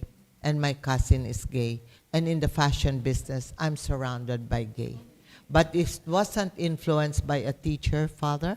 It wasn't influenced by a psychologist. And it wasn't influenced by books for children. Disneyland, Beauty and the Beast is no longer the prince, a real man. The prince that wakes up is a girl. Yes. And in Disneyland, they don't say anymore, hello, girls and boys. Alma, isn't it painful? They say, hello, everyone. Soon, the robots will greet kids in Disneyland and you and me, and they'll say, hello, earthlings, or hello, human beings. It already started. I think there's a fast food snack here. It's a robot that serves you now. You know what I mean, Father? Can you imagine? And there are lonely men now, it has been reported, that are chatting with robots. Remember, there's an app called Siri. Siri, what's the weather today? Now they're already asking, Siri, what should I wear today? The blue or my gray suit? Can you imagine? An app is answering a very lonely man. What are you wearing? What am I wearing today? Oh, there's one question. What are the usual tests, Dr. Quad? Yes, I think she will answer that online. But would you like to say maybe something briefly? Because we have like 5 minutes left. Okay, usual tests, but ano to, no, para lang the options. We do the clinical sessions in the hospital. We do blood tests, again for thyroid, other endocrine conditions. We have psychological testing, long rating standardized scales. All of these will have to be planned out. But definitely, what I can assure you is if you come to a session, it will be streamlined. The target is we can personalize the planning, the treatment planning, and the diagnostic plans for your case. Yun yung target. Kaya hindi ko masabi specifically. Thank you, Dr. Quads. So before, I would like to say thank you very much. May I yes, bring Father up Manny. one point? No, with one group, I've been giving healing in the spirit seminars, not life in the spirit seminars. It's really all on healing. And when we studied Jesus healing, no, he healed the body, he healed the mind, but all of that is to eventually heal the soul, to bring them to God. No? So I'd like to perhaps give the perspective that what we are doing is eventually, through the healing of the mind, healing of the body, we can bring them to God, the healing of the soul. No? So what we are doing is something very spiritual. Father, I would like to say thank you for that. A miracle happened yesterday. I've been saying no to an interview because I don't want to be interviewed, you know. They keep on talking about fashion, but I told them that's my past life. I'm on chapter 3. And yeah, I'm on chapter 3, Father. And then, so I said, I don't anymore want to talk about fashion. But they were so makulit. They've been doing it for 2 months. And Father, I've been telling Rene, we have everything, but we lack the spiritual, a civilian talking about the spirituality, a man and a woman. Guess who is the journalist that wants to interview me? So I told him, wait, just a moment. What's your company about? The corporation is handled by an American big company. Good, great. How does it exist? Where do the funds come from? I have to know. And then, so I want to know exactly if it's clean money or dirty money. And then, so he told me. So I said, I would like to see the magazine, the advertisers. I would like to see, are you leaning towards Republican, Democrat? I would like to see your pink, your blue, your red. I would like to know, is this political? I would like to know because we're non-political and we're non-pharmaceutical, but we are pro-experts with a good, beautiful, golden heart like Dr. Quads.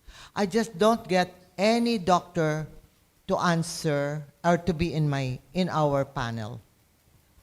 I interview, I talk, I befriend, I do an investigative search on who they are, what they are. I send them clients, and the clients give me a feedback. And they are on my panel. Without that, Father, I just don't invite any psychiatrist. I'm sorry, okay? There are different kinds of doctors. I'm not saying the intention's good, but the path to achieving may not be similar to our path. But my path, it's centered on our Lord. And so I prayed. I wish I had a philosopher come. And guess what? The guy who's interviewing me on Thursday, I said, no interview. You tell me first, can you give me 6 hours of your time every month to my foundation? And can I have your voice for free? Because the voice is beautiful. And then I said, I want to know your background. This is on the phone. I got his background. He says, I wanted to be a priest. I was a seminarian for 4 years. I'm a theologian and a philosopher. I got my prayer. I need one like that when we do our talks. To balance it, I need that person who's good looking. He's 32 years old. I mean, the good looks comes from the heart. The face looks good, and he's gonna talk. And Rene, being my screen director, he says, alamin muna natin. He will tell me, Jeannie, don't set your dreams so high because mamaya, maiiyak ka na naman. When I cry, Rene tells me, cry some more because the rainfall gives you a blessing. After the rain is harvest. So he lets me cry. So at my age, I still cry. So don't be as afraid to cry, guys, in the Zoom. Crying is healthy. But my best crying is underneath the shower, which I did after I lost Tash. So losing her was not losing her. I'm gaining all of you. So there's no loss. We have, I think we have to go now. Thank you very I'll pass much. you to Cynthia Tam. Cynthia, who will give for the all the closing hard remarks. work, Bambi, Joy, and Yes. did I miss out? Jay. Jane. Yeah. For all the hard work, I would like to say thank you very, very much. And I'm giving those who work very hard this book. Oh, With- thank you so much. With a dedication from the mother Thank you. as a souvenir. And Father Manny will get, and Father... I'll just say something about this book. Yes. This book is an anthology. It's called Ningning at Liwanag.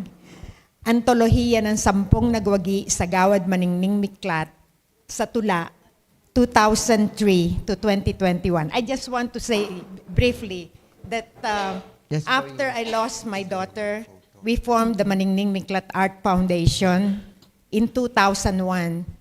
And we have been holding the trilingual trilingual poetry awards from 2003. And this year we just held the 2023 poetry awards at FEU, where we also launched this book, which was the compilation of the winners for 10 competitions.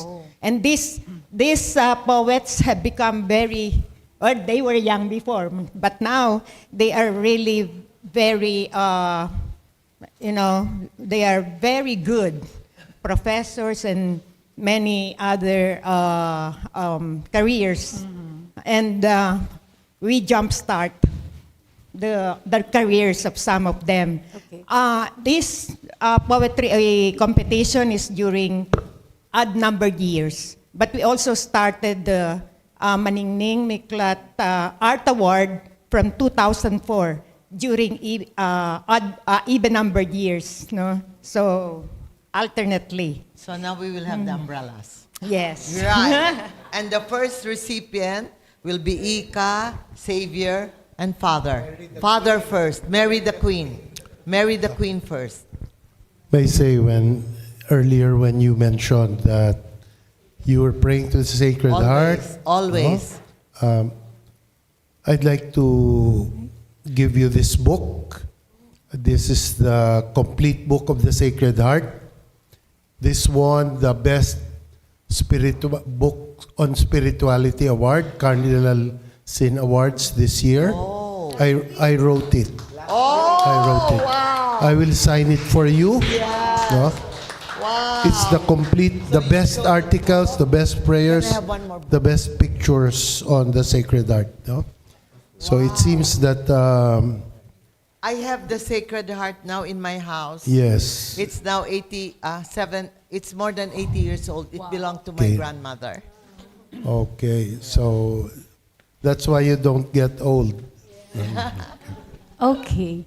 For Yes. Father. Yes. We would like to. We would like to thank Miss Jeannie, Miss Alma, and Dr. Angela for, and of course, thank you for the valuable participation of Father Ben and Father Manny during our open forum. Thank you for the valuable insights.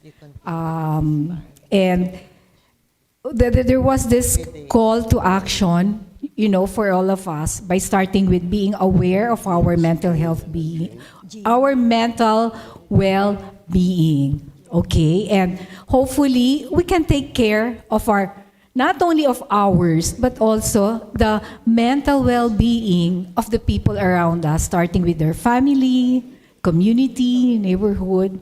So, Cynthia, thank you. Cynthia, may I Yes. offer? I know it's not in the script of Rene, but Rene gets surprises from me. It's not in his script because I cannot be controlled, not even by my husband. So it's like this. For Thanksgiving, if you wish, I'll do a Color Me Beautiful. So it's a new book that I am doing myself, like a journal. It's called Color Me Beautiful, but I want to pilot test it on you girls. And the men in a separate one, because we will use different colors that make you happy, that enhance your personality. And also the Color Me Beautiful talks about your inner colors and the rainbow that you are and the light that shines. Thank you very much. Thank you, Miss Jean. I think there's a request from the NGF for us to have a group photo. So maybe we invite everyone, right, Renee? Can the volunteers sign up with you, Cynthia, Joy, Jane, and Bambi? And then we will start training January 15. January 15, every Saturday, 3.5 hours. By Zoom, and we will see each other one-on-one, 3 times out of 6. Shall we all come up, please, for a group photo? Yeah, for a group photo, everyone, Father, please. I'm so lucky. Thank you, everyone. And to those who joined our Zoom, I'm very, very thank you. to meet you. Have a nice day. Your birthday. Anong birthday mo, Father Man? I'm 21! Oh my God! Same. You're a Leo. He's a Leo. Photo, come on.